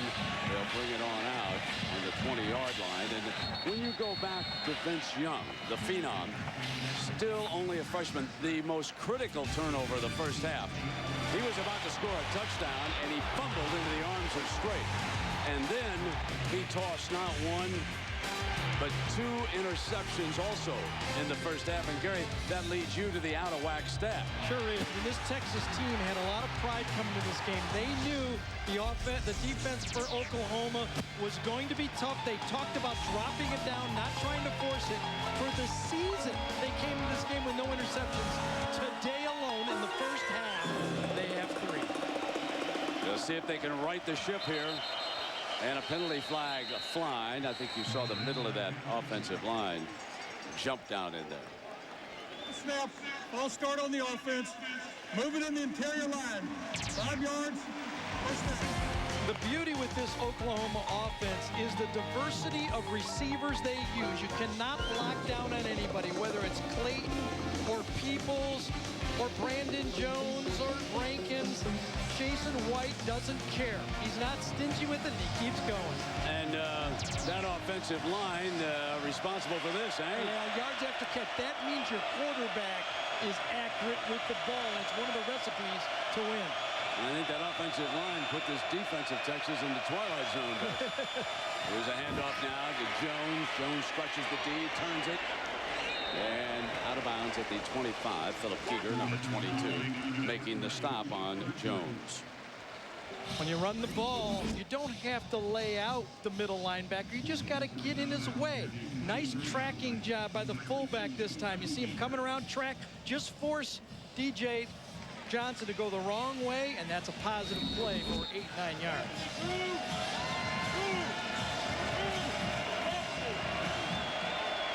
So Texas basically has to sit in 5 defensive backs. There's a 4 wide again, using motion, using one of the tight ends as a blocker. And Jones straight ahead short of the first down on that play. And Marcus Tubbs, big number 95. Take a look at how Jason White, Chuck Long, and this Oklahoma team carved up a defense. They didn't concentrate in any one area. They threw the ball deep. They threw the ball right, left. When you're attacking a good defense, and let's give Texas credit here, they have a good defense, you never let them know where you're going to hit them next. And that's exactly what this Oklahoma defense offense did. Jason White out of Tuttle, Oklahoma, has been phenomenal. He's my leader in the Heisman. I get a vote. 13 of 17. Play fake. Fires, and Wilson reaches for it at the 39-yard line, and that's another Sooner first down. I'll tell you, the receivers on this team have been the better of the 2 groups. Remember, when the season started, a lot of folks rated the Texas receiving package as the best in the nation. Well, Jason White got rocked on that one, Brent, but you're exactly right. Travis Wilson that time was covered, but he stopped and got himself open, and Jason White was on the same exact page as his receiver. But Jason's sucking wind right now because he got hit right in the lower body as he let that ball go. You'll see a run play from Oklahoma. Here's the last play. Watch, just as he lets it go, watch him get rocked. Boom. Ooh. Marcus Tubbs rolled in on him. And the flag prior to the He's a little punchy. He's a little punch drunk right now. Paul Thompson's looking out, and the backup quarterback for Oklahoma with the helmet in hand saying, am I ready to go out there? And Jason White's kind of like, can I make it through this round? Wait. With the backup quarterback, Paul Thompson, a sophomore, and he's a highly recruited youngster. He's very smooth. He has to come in. Another one of the guys that Oklahoma got because Texas took Vince Young, and that's exactly how Paul Thompson came here. First down, 15 yards for the Sooners. Runnels, the motion man, the slant. Clayton reaches up, and there's another nifty grab for Clayton now. 6 passes, and he could be on his way to a 200-yard game here, and he is impressing some scouts who are in attendance. It's impressing me, I'll tell you that. There he is. He holds the record for career 100-yard games, and you can see he's an outstanding athlete in his favorite class. That's something. Maybe he'll run for Congress like an old Oklahoma player did before, huh? Absolutely. Second down.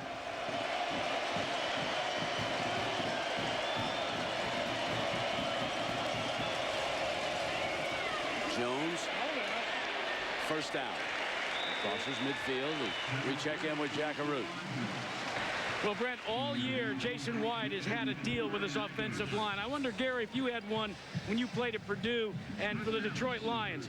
If they protect him well, he takes the lineman out on Thursday night to dinner. It started at an all-you-can-eat buffet in Norman, but he's been protected so well that last week, when they held him with 0 sacks, he took them out to a real restaurant where they ordered off the menu. I asked him what he was going to do today if he did well and they won. He says, I may actually take them to an upscale one where they could order an appetizer, too. First down and 10. Inside handoff to Jones. Breaks it free. Another first down to the 36-yard line. We talked about the offensive line. Right now, Texas doesn't know if they're going to get a pass block, a draw block, or an all-out run block. This time it's a run block. You see it. They seal it off. Give a lot of credit to this offensive line. A team 2 years ago that could not run a drop Kevin Wilson, the run game coordinator, came from Northwestern, a great hire by Stoops, came in and put the last piece together on this offense. I think the best offense in college football. Sims, Shishan, Carter, Joseph, and Brown, the offensive line. And here's Works. Out of bounds as he approaches the 30-yard line here in the third quarter, with the Sooners leading 37-13. This is looking very reminiscent of a year ago when Quentin Griffin in the second half in the big lead just marched down the field, piling up yard after yard, ended up with over 240 yards rushing. It was all after the lead was established. Texas was on their heels, and Oklahoma never got their foot off their neck.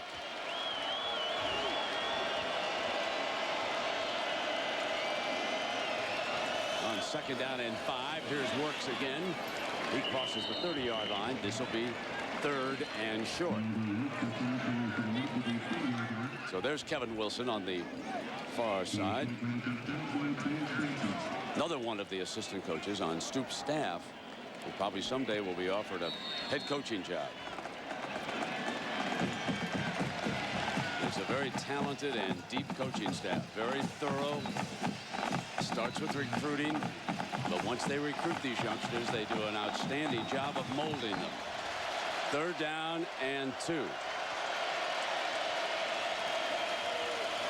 Here's Jones for the first down. Well, last I saw, the Gators were upsetting LSU. The Gators were a double-digit underdog going to Baton Rouge today, and they are beating up on another of the unbeatens. So here's Works. He crosses close to the 10-yard line. That's another first down. And the Sooners right now are beating up on this defensive front. There is no question about it. Watch a fullback right behind number 47, their 38, J.D. Reynolds. He's been getting a block on every play of this drive. Not tough, just enough. This time he takes the down lineman right there, little roll block.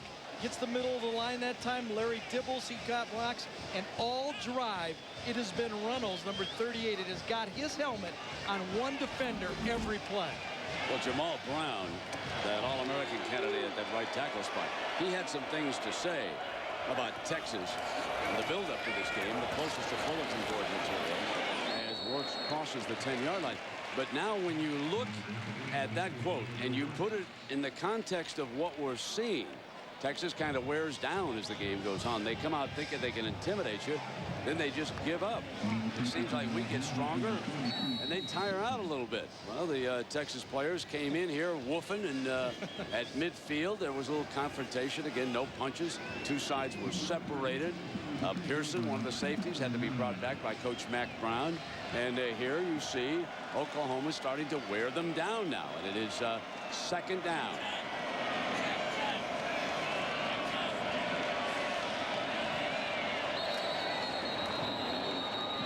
False start on as the time was running. Might have been out. delay a game, I think. Yeah, it was a time ran down. 5 yard. Remain second down. Of last Monday night and the college rule. And a couple of years ago, we had one of Stoops' players, Woolfolk, jump up and block a field goal.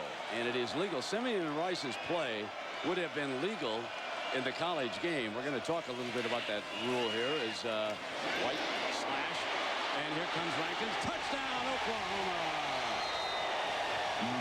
Jawan Rankins in for the touchdown.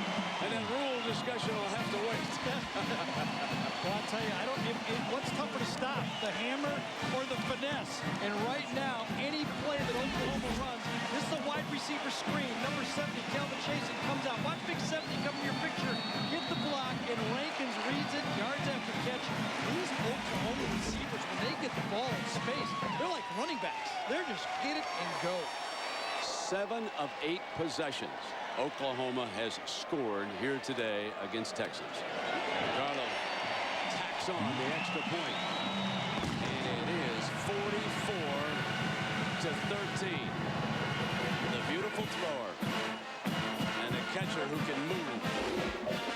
Touchdown OU. Man, it's getting easier. Jason White won't take the pose. You can bet on that. But the fans, the Oklahoma fans, will do it for him. And there's no question now that after this performance, that White's going to appear on all of those lists. And with some, he's going to be the front runner. No question about that. It's fielded now by Sloan Thomas, the wide out. Thomas to the 22-yard line. Well, Jack Arut's found his way out to the midway here at the Texas State Fairground. Jack, where are you? It's called the Texas Star. It's the largest amusement ride and Ferris wheel in all the Western Hemisphere. From it, you can see all the Texas State Fair, the skyline of Dallas, all the way to Fort Worth. And oh yeah, Brent, you can see the Cotton Bowl real well as well. Jack, the way things are going, you might want to stay there for the rest of the afternoon and just get yourself some cotton candy and a corny dog and enjoy life on the midway here. It's first down and 10. And we'll see what Texas is coming up with here. Nothing much going on that running play. And if there was a difference in this game with Teddy Lehman smashing it down, it is the fact that Texas simply has not been able to generate a running game except from the quarterback, Vince Young. And he has been their leading rusher here today with 98 of their 115 yards. Only 17 yards for the running backs on this Texas team. The quarterback trying to do it all by his lonesome. Second down and long. Fires in underneath. And got a first down, Roy Williams. You can see the talent right there in Roy Williams. This is what Texas gives up, though, with Vince Young. I mean, yes, he's running the ball, and they're getting running yardage, but they're losing the passing yardage. They've thrown now for under 100 yards in this game. I don't know if you can beat this Oklahoma team being one-dimensional. In fact, I know you can't beat this team being one-dimensional. Roy Williams must be frustrated. 4th year in a row. Doesn't want to get it out of here not beating Oklahoma. Benson set up behind the quarterback. Now Young on that option run. Not a good pitch on the hop. Benson saves it. There's a penalty flag. Yeah, it's going to be a penalty. By the referee. I'm sorry, Jonathan Jackson's going to get a penalty for roughing Vince Young, isn't he? Personal foul on the defense. 15-yard penalty. Automatic first down. Time permitting, stay tuned for the Thrifty Carvino postgame report featuring scores and highlights from across the country. I don't think Oklahoma cares the least bit that they get a 15-yard penalty hitting the quarterback on an option game. They just want to serve notice. If you run it, you're going to get hit.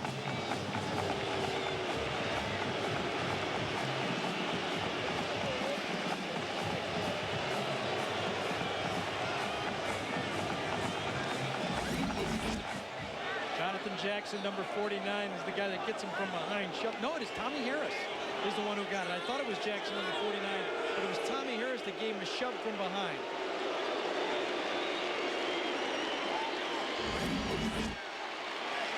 So with the penalty, the ball now is advanced to midfield.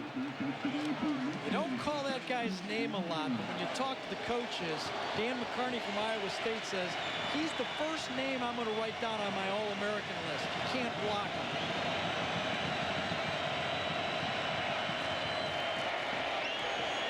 Young underneath, Benson stumbling, got the first down to the 34-yard line. You know, let's meet this young man that so many of the opposing coaches rave about. My name is Tommy Harris, and my nickname is TJ. My favorite TV show is Family Matters because Urkel, he's a crazy guy. My favorite athlete is Leroy Glover because he's a guy that gets after it, and he wears 97. My favorite food is my mother's lasagna because it is the best. And don't you say anybody's lasagna is as good as Mama's. Out of Killeen, Texas. First down and 10. Benson. There, Oklahoma jumping on it. Yes. And that is the 5th turnover. Derek Strait has been involved in 3 of them. As he recovers it, he's recovered another fumble in midair, and he's intercepted a pass. So Derek Strait from Austin, Texas, in his final game, about to become one of a handful of Oklahoma Sooners who claim and can claim forever that they will have beaten Texas 4 times. And Derek Strait come dashing in for the recovery. We'll take a break. Oklahoma's got the ball again. And I dare say there might be some burnt orange shirts going out there to enjoy that. A little bit early here today, the way things are going. It's 44-13. Oklahoma dominating, but the quarterback of the future for the Horns, Vince Young, sitting on the sideline, watching now as Jason White continues to put on a clinic here. The inside handoff works to the 34-yard line. Yes, last drive, 12 plays, 9 of them were runs, and they start out with a run on first down. Let's check in with Jack. Well, Brent, you talked about Derek Strait. Believe it or not, there are 8 Sooner players that hope to join an exclusive club today. There are just 17 players thus far that have beaten Texas 4 years in a row. It's hard to believe that 8 could join them. These 8 in 103 years. What would that be? 8 and 17 would be 25, right? If you worked on that. Are you out of that Ferris wheel there, Chad? I think he's talking to us for the Ferris wheel. I ran out of toes and fingers, guys. No, you ran out of money. Just keep going around. Their hair was standing straight up like you're up in a NASA space capsule up there. You know what's amazing about this Oklahoma team? They run such a high-risk offense. Yet you mentioned it earlier. They did have the 1 fumble, but they came into this game 403 touches and only no fumbles. They fumbled once in this game, but they are amazing taking care of the football once they have it. 3rd down and 5. Thornton and on White, who was juggling as he went down. And White did a good job of saving possession that time as the ball was loose. And Kalen Thornton out of Dallas right here rolling in. First time the Texas secondary covered everyone. Jason White wanted to throw the ball right, double covered his primary receiver, and that Texas pass rush did not let him yank it down and go to his 3rd receiver. Now Vasher. We'll see if he can get a return here. Blake Ferguson. Back in punt formation. There are 10 Horns up front trying to breathe fire on this one. Remember, Oklahoma's punt blocking broke down early, but not this time. They're going to set it up now for Vasher. Fair catch at the 34-yard line. That's where Vince Young will have possession. 44-13 OU.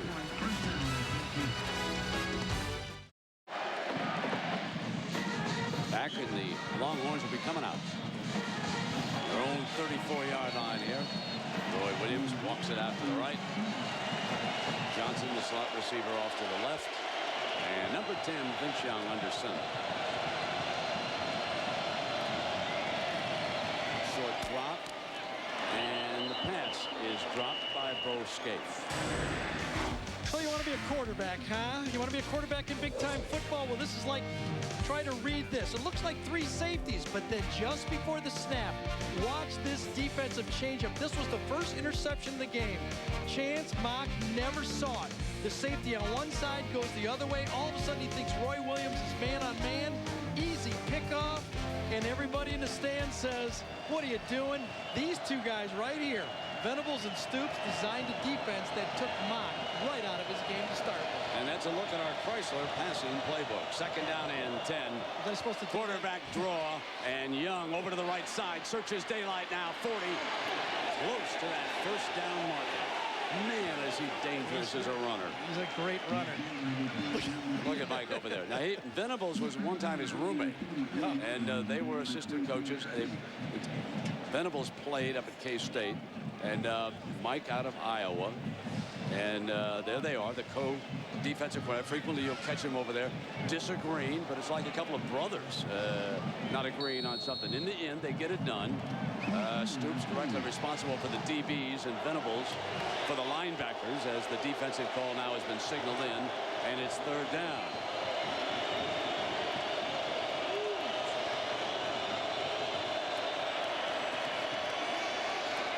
Looking for a 1st down. Tries to get an open receiver, and I believe he's got daylight. If he takes off, he'll get it. Got it. Out of bounds, first down. You know, we talk about Heisman Trophy candidates and passing quarterback. Let's show you a raving about B.J. Simmons. And Oklahoma has to go to Lubbock on November 22nd. So you might want to circle that one. If there's any kind of one of those trap games late for this #1 ranked team, that would be it. Although Mike Leach, the coach, was once on the Stoops staff at Oklahoma, and Oklahoma's done very well against him in the past. However, and it has been more mobile quarterbacks that have caused OU trouble. Oklahoma all slanting one way because you see Nicholson, number 8, right there on the blitz. It's a run blitz. You bring your safety from the field, and all of your down linemen slant the opposite way and force the ball back to that blitzing, either nickelback or strong safety, Sam, whatever you want to call him. He's coming from the outside. Second down and long for Vince Young. He just takes off against the blitz and hoofs it out to the 48-yard line. I want to go back and say, I really didn't finish the story about the Simeon Rice act like this. Woolfolk played for Oklahoma. Watch him as he runs up. Number 17 jumps, blocks the kick. That is legal in the college game. Illegal in the NFL because they're trying to protect the players from an injury. They say that's why the rule is in there. But the officials told us before the game that in the college, if you don't use a teammate to boost yourself up and to gain help, then it is fine from a running start to attempt to block a field goal. I remember LeVar Arrington up at Penn State doing that several times. And here is third down for Vince Young. Long handoff to Robin, and Robin is wrestled down by Jackson. And that's short of the first down. ESPN. Another package here from Oklahoma. 3 down linemen with 6 defensive backs on the field. A fourth down for Vince Young. They need to reach the 42-yard line to keep the drive alive. Throws high, incomplete. Oklahoma football. Intended for Johnson. Was thrown a little bit high. Young and the Horns come off the field. Roy Williams has been upset the whole game. Frustrated, not getting the ball enough, at least in his mind. Playing with a young quarterback.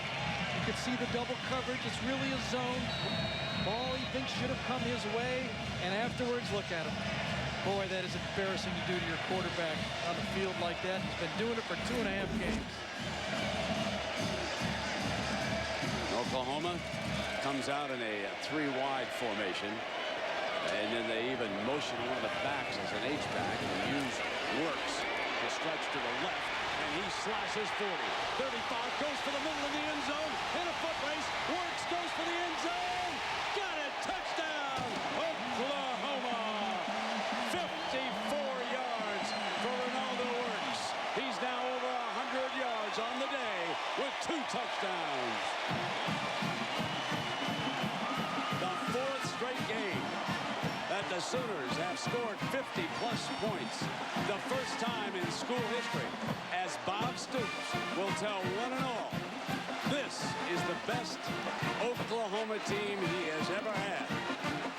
And if it holds up that way, look out. This team is well on its way to Bourbon Street. And that Nokia Sugar Bowl championship on January 4th when numbers 1 and 2 will play. And number 1 looks pretty strong here today, folks. They're protecting their position with 51 points against the Horns. The running game, the passing game. This is the delayed draw game. Works takes it one way, follows the blocking, and just rips it up. You think he's a big back? Now watch him accelerate. Takes it, ball in the left hand. He's got corners chasing him. He's like 220 pounds. Gets caught from behind by Hunt. Takes it into the end zone. You have an offense that can run the ball like this. You have a quarterback this hot. And you have a defense that is as good as anyone in the country. You can see why you can put 4 straight games of 50 points up. Let's check in down below the check. Well, Brett, remember a couple of weeks ago at the UCLA game, I got to ride on the Sooner Schooner.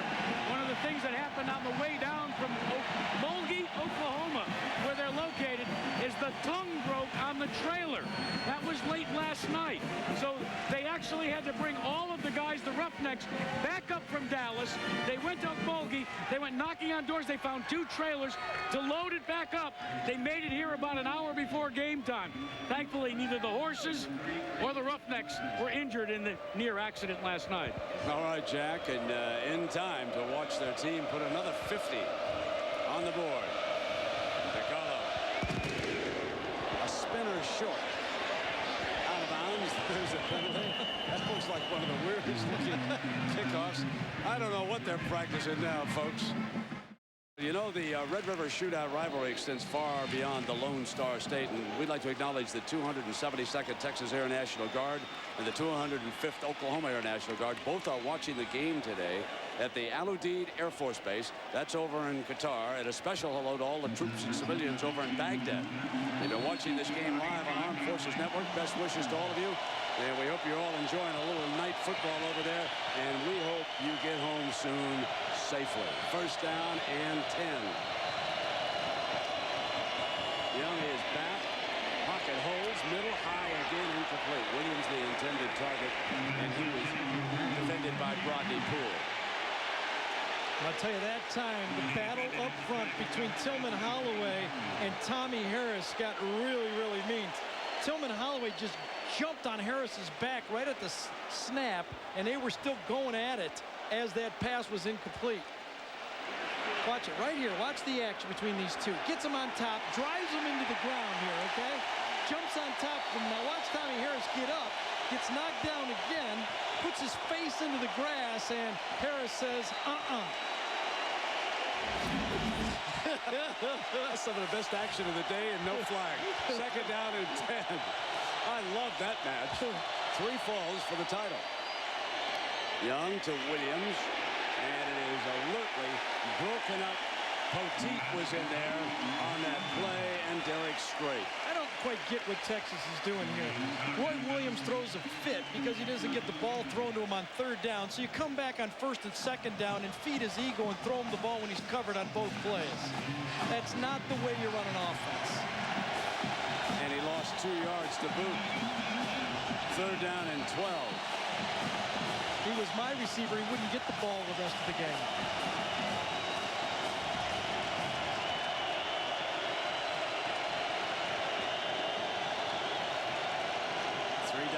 For the Sooners. Safety blitz. Benson and Jackson come from the backside to get him. Benson was picking up the blitzer. Nicholson coming in. And Jackson got there from the backside. And I mean, they're carving this team up now. Coming into this game, Oklahoma had 60 quarterback hurries, 17 sacks, and 14 of them wire from the defensive line. Dan Cody, Jonathan Jackson, Tommy Harris inside. What a front four. Every level of this defense stars. Deep honey. Perkins fair catching. Picked up on a big up. There come the penalty flags. I thought that the Longhorn player on the coverage team was in too close to him on that. I didn't think they allowed it, and now they're going at it at the 45-yard line. We got hats. We got yellow flags flying, and obviously there's some barking going on down there on both sides. So we've got a couple of penalties to sort out on this one, I believe. Now we got 3 flags and a hat. Now you see the field judge there. Now he got a hat on. That's a lot of marching back and forth. He threw that. John's got to sort this baby out. Here he comes. One of the best in the Big 12.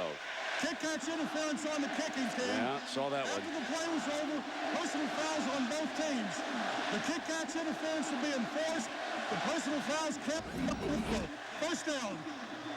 Yeah, you saw he was too close to Perkins, and now watch afterwards. A little skirmish there, and let's check in with John. Danger of falling to 0-3 in the Big Ten. Who would have thought that? Mike Brown over there getting an explanation from the field judge. Jason White hands off to Jones, and Johnson comes around and gets him by an ankle and pulls him down. Aerial coverage provided by 1-800-MEDICARE. Wondering who to call when you have questions about Medicare? The answer right in front of you. 1-800-MEDICARE. So close to midfield now. And we've still got Well, we got one quarter and about 50 seconds to play in this game, and it's 51-13. A bit of an embarrassment, I would say, for this Texas team and program here today. Second down. Long handoff to Jones, gets squared, and this time he picks up another first down, but at least they took away that cutback that has been there all day in the secondary. Huff defends the play. We're going to see a lot of backups here, Gary, in the fourth quarter. Texas has lost their discipline. Watch Derek Johnson right here. He just submarines, can't make the play, just kind of going in low. When you're a linebacker, you can't give yourself up one-on-one like that. Texas is very frustrated, and it shows.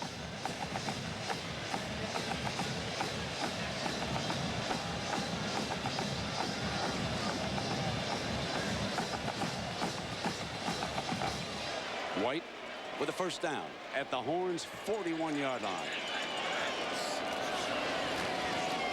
Jones. Cut back. Johnson there to cut it off from behind. We come to the end of the third, but it was another quarter dominated by the Sooners. White going airborne to Rankins. And then they tack on another one with Works. 51-13 OU.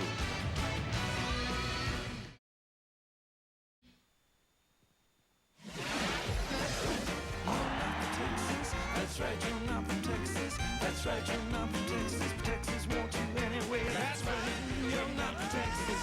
That's right, you're not from Texas. That's right, you're not from Texas. Texas wants you anyway. White pitches it quickly to Clayton as we start the fourth quarter. Clayton's free. Goes for the end zone. Touchdown, Oklahoma.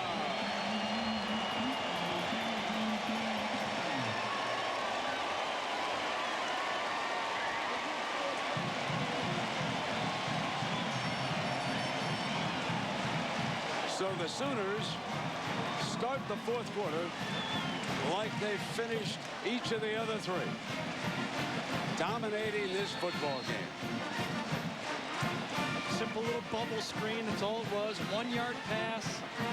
Get the two wide receivers blocking to the outside, and Clayton those yards after catch again. He looks like a running back when he gets it. That one hurts. That sign hurts, that doesn't one? it? Ooh. That one? Oh, yeah. I got a lot of marks. Texas got a lot of marks that hurt today. Ooh. Little bubble screen, one of the first plays you put in when you're a shotgun team. Catches it, turns and run. Oh, what a feeble effort right there. Lack of tackling by Texas, obvious. I got a question for you. Got a question for me. We've seen John, we've seen Craig, we've seen Terry. They're throwing those teams out that they picked to go to New Orleans. Who would you pick right now to play for the national championship in New Orleans? Who would I pick right now? The two teams. If I'm elected, I believe in world peace. I want everybody to be happy. If I get the crown. Because he knows I'll never forget who he picks. Let's see. I have no idea who's going to win this thing. You gotta like Oklahoma here. Come on. It was a long pass to Danielson, and he's hanging me out to dry, folks, at the Cotton Bowl. Elected world peace is what I'm for. Okay. Well, why not? I don't think anybody can object to that. Bob Stoops, he's well on his way, sitting #1 in the polls. If he won't, I will. Miami and Oklahoma are looking pretty good right now. At the conclusion of this game, we'll select a Chevrolet player of the game from each team. On the kickoff, it's fielded by Sloan Thomas, and he's brought down. And we pick those Chevrolet players of the game. Gary Danielson gets to pick the MVP from Texas. Bevo's in the running, I'll tell you that right now. That looks like the defensive line there. He's saying, back that pickup up with that trailer and get me out of here. I've had enough. The next thing you know, they'll be over here with a barbecue looking for me. Them Sooners, I got to get out of here. That's the Texas side, Brent. Yeah, there it is. Now pan over here to the other side now. Well, here's the blood side.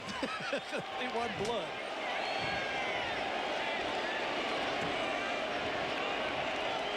First down and 10. Young rolls to the right. And he's wrestled down. Jackson.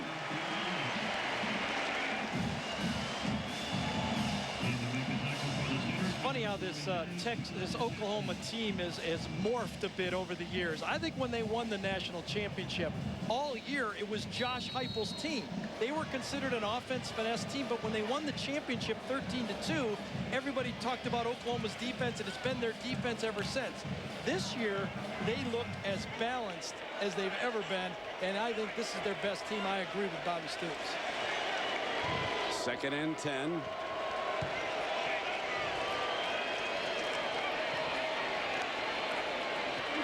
Young flares it to Robin, slips a tackle to the 34-yard line, and a first down. When you go back to the Sooners' national championship year, the Sooners defeated Texas 63-14 here in Dallas, and they went on to a 13-0 season and beat Florida State down in the Orange Bowl for the title.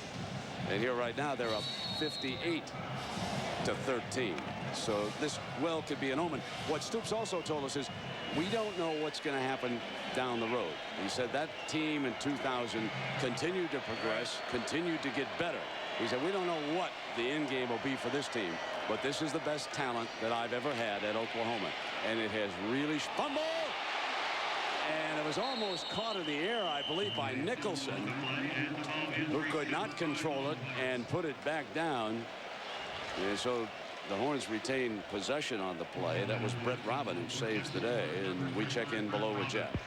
Well, Brent, when I asked Bob Stoops the best compliment he ever received, he said it got it from this guy, Barry Switzer, who, of course, he was also one of the winningest coaches in OU history. He said when Barry Switzer was asked by a media member just how good Bob Stoops was, he says he reminds me of a young me. Bob said, Jack, that's the biggest and best compliment I've ever received. 2nd down. Robin for the first down.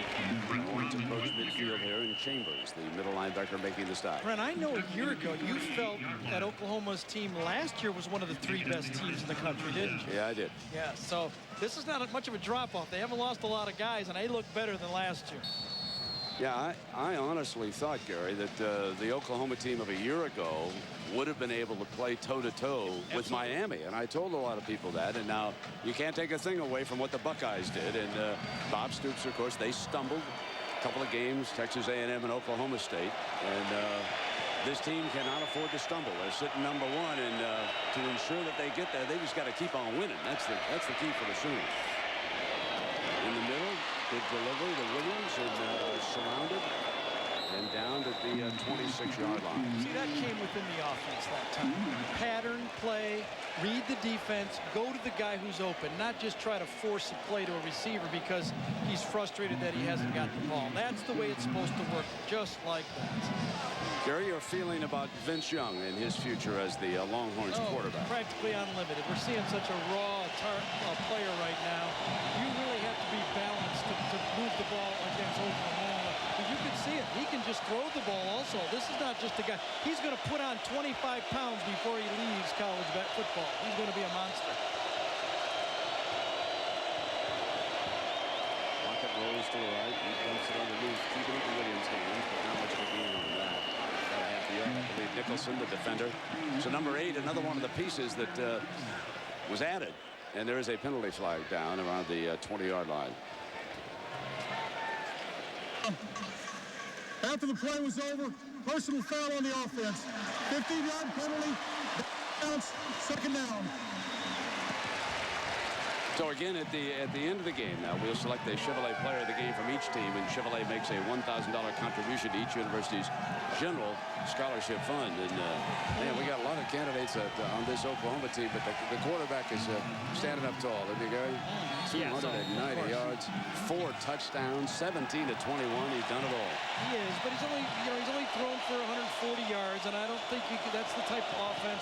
I think it's tough to beat Oklahoma with a freshman quarterback. Oh, okay, back to Vince, right? Yeah, I think. Is that who you're talking about? Yeah, no, yes. So here is Vince. Now, what he does so very well. Freelance out at the the 30-yard line. Now, what about his delivery, Gary, on the when he throws the ball? It is a bit low. He is a tall player, but the ball comes even below his helmet when he throws the ball. I like to see him work on that. Get out there on a volleyball net or on the goalpost and try to stretch that release up another 3, 4, 5 inches above his head. Got a gun for an arm, but no matter if you're 6'5" or 5'10", if you throw the ball sidearm, they're going to knock balls back in your face like he had one knocked today. Jeffrey out wide to the left, and timeout here. All Oklahoma. All right, folks, look at this. We've signed up a new cameraman here at ABC. Come on, Barry. Keep the focus now. Don't lose the framing. Incomplete. Well, the ball should be right there. Perfect. See, Did pretty good, Coach. Barry thought that was going to be a lateral. He ran that wishbone offense all the time. Look, he's keeping Mike Croak, the cameraman, close. Don't leave. I don't want something might happen. Mike wants to go to the airport, get a cool, and get out of here. All right, Barry, keep us focused down there, partner. What'd you say, Gary? He's used to shooting a wishbone. He's used to shooting that lateral game. We want an offensive passer now, Barry. Get that secondary look for me, okay?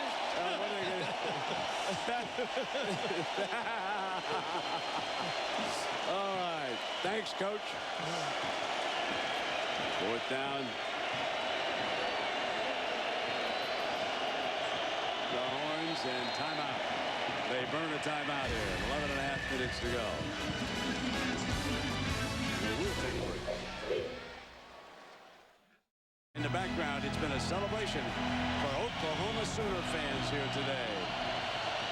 Big Tex out there welcoming all the Sooners. Almost intercepted.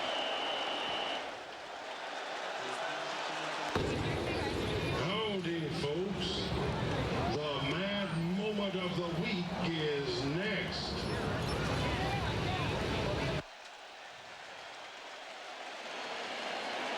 Oklahoma came with an all-out blitz and put Vince Young down on that last throw.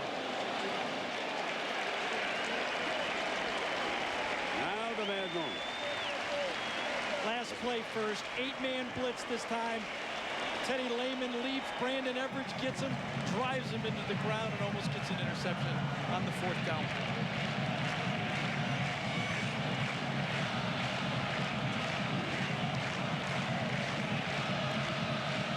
Oklahoma takes over with 11 and a half minutes to go.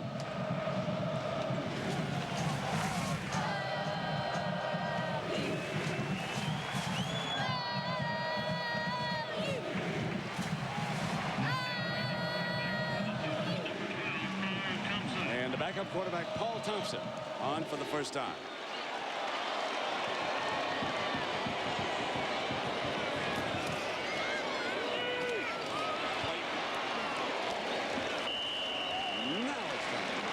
Moment of the week.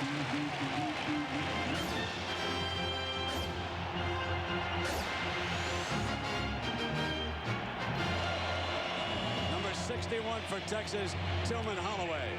Putting down number 97, Tommy Harris.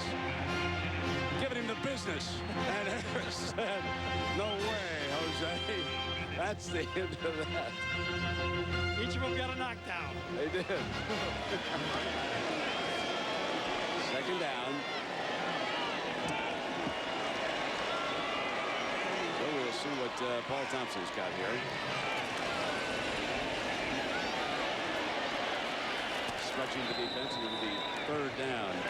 And the ball is Donta Hickson comes in for his first carry of the game. Oklahoma should try to get Paul Thompson some throws in this game. I mean, we've seen Jason White. He's been healthy so far, but his past history the last couple of years, he's blown those knees. This is their number 2 quarterback. Something happens, big game, Paul Thompson's going to have to be the guy to come out and win it.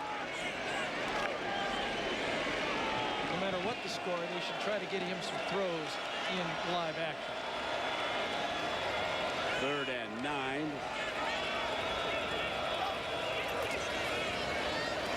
Blitz gets it off.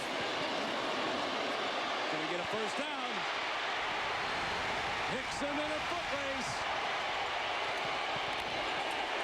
Penalty flag, ball out of bounds. bounds inside the 10-yard line.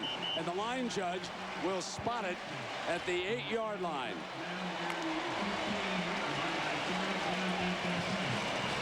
The sophomore running back, Donta Hickson, showing a burst.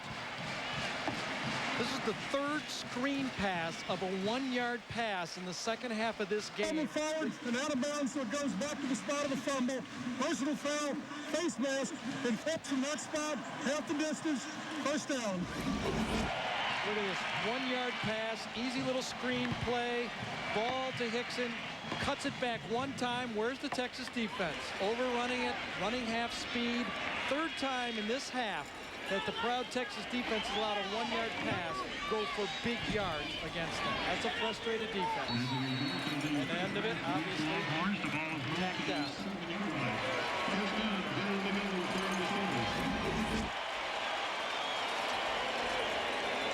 Paul Thompson behind the starting offensive line.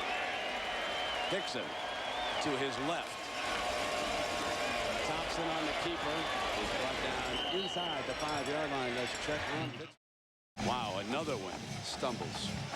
Arkansas, Florida State, LSU. Here's Hickson. He's stopped in the backfield by Johnson. So it'll be third down. And the defensive work was number 11, Derek Johnson. Man, separation Saturday. This has been shake-up Saturday. I mean, it's unbelievable. Shakedown Saturday. Absolutely. Man, the field of unbeaten really narrowing here. And Ohio State's got a tough one tonight. Yeah, that's no gimme in Madison. Yep. 8 minutes, and it can't run fast enough for Mac Brown. Mac Brown's going to face a lot of... He does not want to listen to talk radio, sports talk radio in Austin. He might not even want to read the newspapers this week. I'm going to tell you. This is an embarrassing setback for Mac and the outstanding Texas program. Timeout. Scoring in every quarter and shutting out Texas here in the second half of the Red River shootout, which is more aptly named probably the Red River bloodbath here today. 58-13, Oklahoma threatening for more with a third down and goal inside the 10-yard line. The backup quarterback, Thompson. Thompson not going to get it. It'll be fourth down from the 10. And time permitting, we'll have the three scores and highlights from across the country. And it's been a tough weekend for the unbeatens in college football. So John will have all the details on what's gone down. But, man, last night, Minnesota falling. Play comes in from the sideline for the Sooners here on fourth down. And Stoops is not going to rub their nose in it. He's not going to kick a field goal. Interesting to note that he'll go ahead and let his players play, and if they come away with a touchdown, fine, but he won't tackle on a field goal here. Paul Thompson now. He's really hit the bubble screen before. Inside handoff, and Hickson is stopped, and it's Texas football with 7:17 to go. Reed Boyd. Our Pack Life game summary, and it features Mark Clayton, the junior from Arlington, Texas. 8 catches on the day for 190 yards. Jason White hit him on stride, and then after he caught the ball, he broke some good tackles, some bad tackles, but he had a nose for those yards after catch, and that was thrilling to watch when you got that passing game going and you get him the ball correctly, watching those receivers chew up those yards. And it looks like Chance Mock, number 5, will re-enter the game here.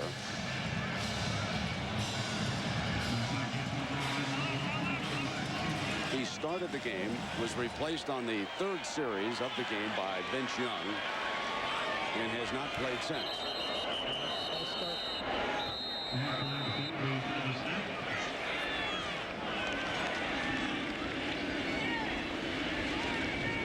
So again, we've talked about how tough it has been for teams trying to get to that Nokia Sugar Bowl in the national title game. Florida State lost to Miami. LSU beaten at home by Florida. Arkansas losing at home. Auburn suddenly turned its season around, of course, last night in a great football game up at the Twin Cities. Well, great, I guess if you're a Michigan fan, Minnesota was knocked out. That was the 10th Texas penalty of this game.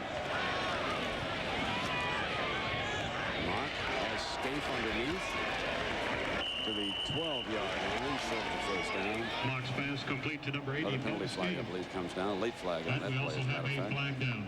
That's the way I thought Texas would start out this game, throwing the ball short. Sideline warning. You know, the Big 12 Conference, and everybody now chasing the Sooners, and you can see what Texas A&M did on the rebound after losing to Texas Tech. And tonight, Nebraska, Missouri, Iowa State, Texas Tech. And with 4:11 to go, look at Kansas out in Boulder. Amazing what Mangino has been able to do with the Jayhawks this year. One of the surprise turnarounds after the season started. Mock with a nice pass underneath. Scaife again for the first down. Well thrown ball that time. Yeah, that's how I thought they would start. What side's winning, Brent?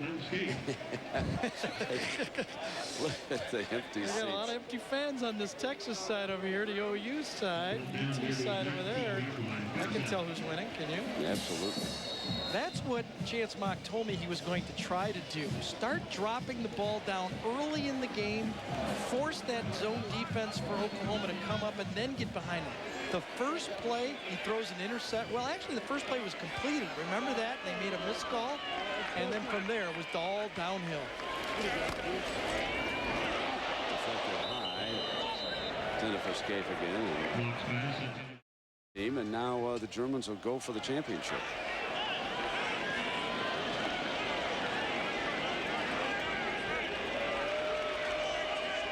Four wide for Mock. Second down and 10. Picks it up. Incomplete. Goes away. Well, we started out this game as a chef trying to cook up a victory recipe, and you see quarterback protection. I mean, obviously that's OU. Run game, except for Vince Young, that's OU. Yards after catch, that's huge. Special teams really didn't make any difference in this football game. Turnovers you could put in there, but that's always the thing. But when you get quarterback protection, allowed Jason White to throw the ball, that made a lot of check marks on one side of the field and a lot of points on one side of the scoreboard for Oklahoma.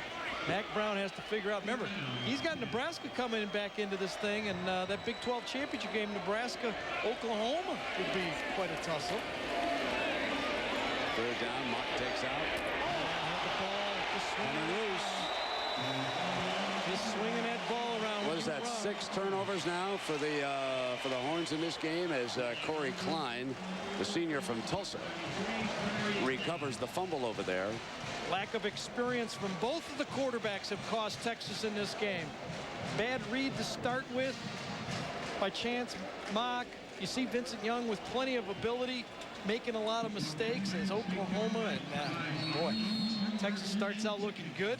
Comes into this game with turnovers on that one. Chance Mock just waving it around like he was playing basketball as he was scrambling out.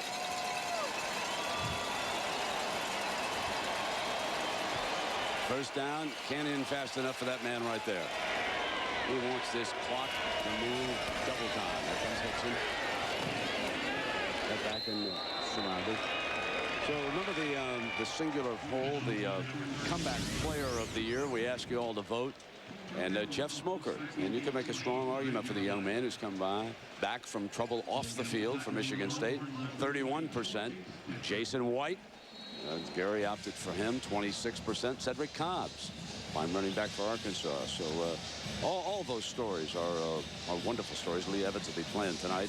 Yeah, we're real happy for Lee Evans, aren't we? I mean, that's a tough injury. A great football player has come back. He's proven it to the league and the next league that he can play healthy. Second and 12. Johnson. Myers snared. Peoples close to the first down, and Jack Paul Thompson throws a nice ball. Yes, he does, Brent. And according to Chuck Long, he admits that Paul Thompson, even in this mop-up duty, we're getting a look at what he calls the completion of OU's offensive plan. Gary, you know, when you and I talked to Chuck, he said, so far, since in Bob Stoops' reign, the predominant reason for the way they played was to protect their quarterback. protect the health of their quarterback. They said with Paul Thompson, when he finally comes under center as a starter, you'll see the full package. It was a first down for the Sooners. Ball inside the 15. Hickson muscles his way inside the 10-yard line. You can see why the coaches like him, too. So they've got Jones, Works, and Hickson. They didn't have Quentin Griffin today, but they got good production out of the three.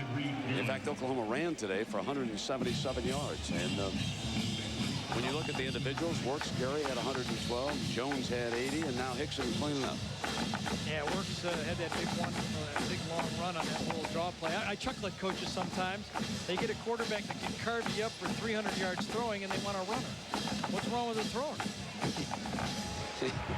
Coaches are never satisfied. No, they're not. I'd get to put a guy out there in a wheelchair if he could throw it. That's the good. Inside handoff from the end zone. And, Texas swallows the play. Clock down to 4.5 minutes here. We come to the top of the hour, and the #1 team in the nation, Oklahoma, will stay #1. No question about that. They put up a 58 on arch rival Texas here today. Miami with a big win, an upset in Tallahassee, a very impressive performance in the rain there today. You would expect them to be #2. Now, if you're wondering about the BCS poll, which controls who does go to New Orleans, that won't come out until late October when they put all the computer boys together and the polls and the one-loss record and the quality wins and the strength of schedule and all of that stuff. And Thompson uses a timeout here inside of 4 minutes. So we'll take a break. The issue long ago was decided.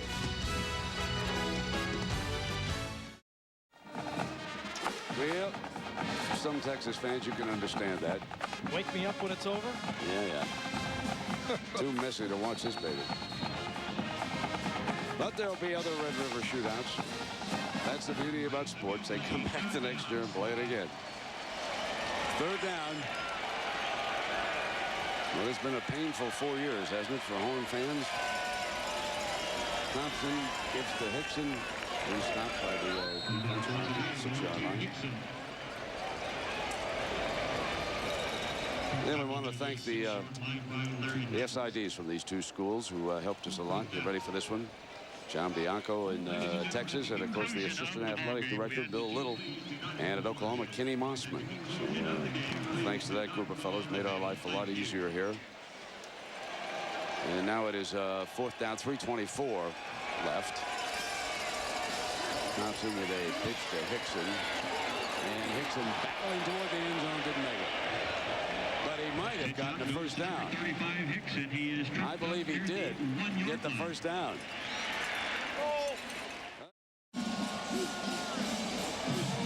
I think Larry Fitzgerald is the most polished player in college football I've seen in a long time. His skills are so superior. He gets the most out of his game. Hickson jammed as he tries to vault into the end zone. Number 35 stopped at the line of scrimmage.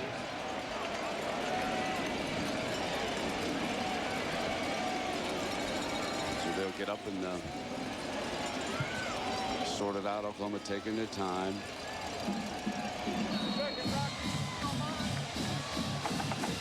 Pretty amazing, this Oklahoma team. We've been doing them for 3 years straight. They've been right up at the top here. We know almost every guy on their football team. They graduated their top 4 receivers of all time, and they reload with this crew of receivers. Amazing recruiting program at Oklahoma now. Jones in at running back, and he'll score.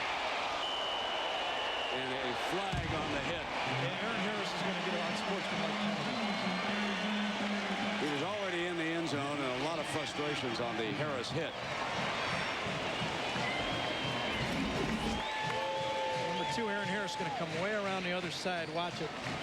Gets shoved to the play, touchdown easily, and then just lays out Juwan Jones at the end of the play after he clearly has scored.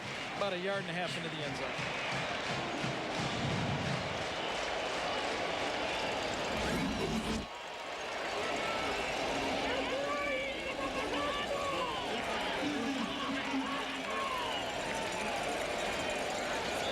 Well, I tell you, there's one coach over there at Oklahoma we haven't talked about.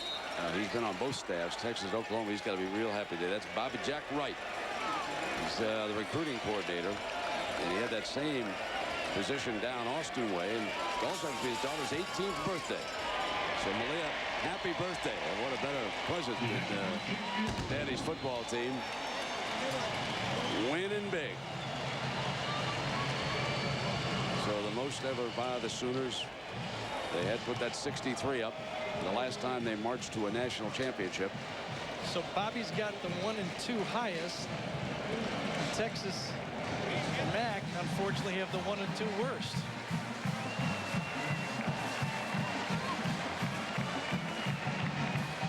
Speaking of that 2000 team, Jack, that was a heck of a run they had. Yeah, and remember Josh Heupel? Well, he's a graduate assistant back on this team. And while Gary Danielson doesn't want to commit, I asked Josh Heupel before the game to compare and contrast. Was this team better or equal to 2000? He said, without question, it is a better team at this point than we were going into the Red River rivalry.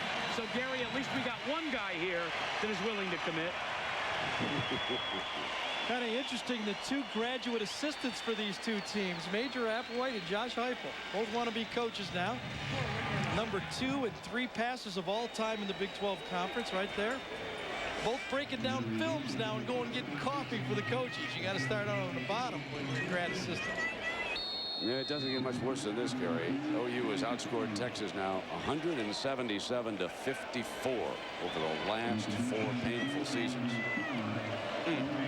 This just isn't all coaching. I know they put a good program. This is a special group of players Oklahoma has together right here. Come out on the 20. Maybe the Irish are 6 to go. And the Horns with Chance Mott still at quarterback.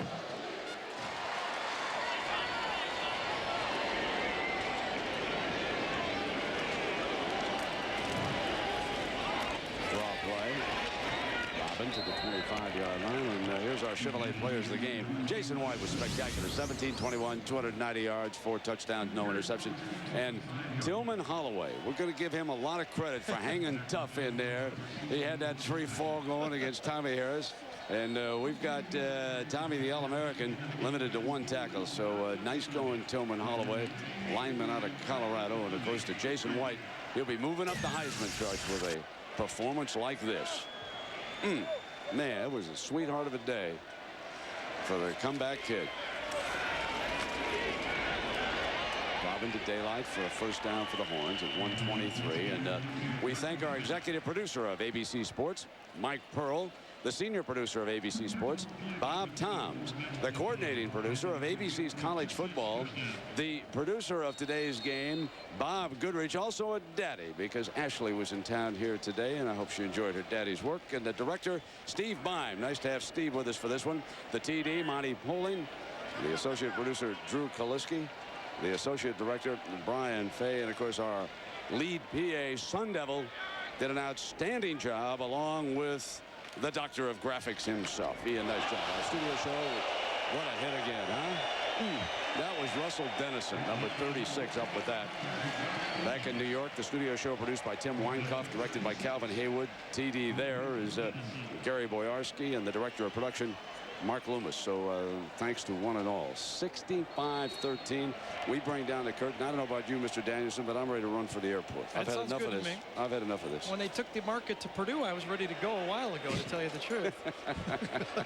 Only 1 starter on the field for either side, Brandon Everidge, and that's just because they don't have enough players.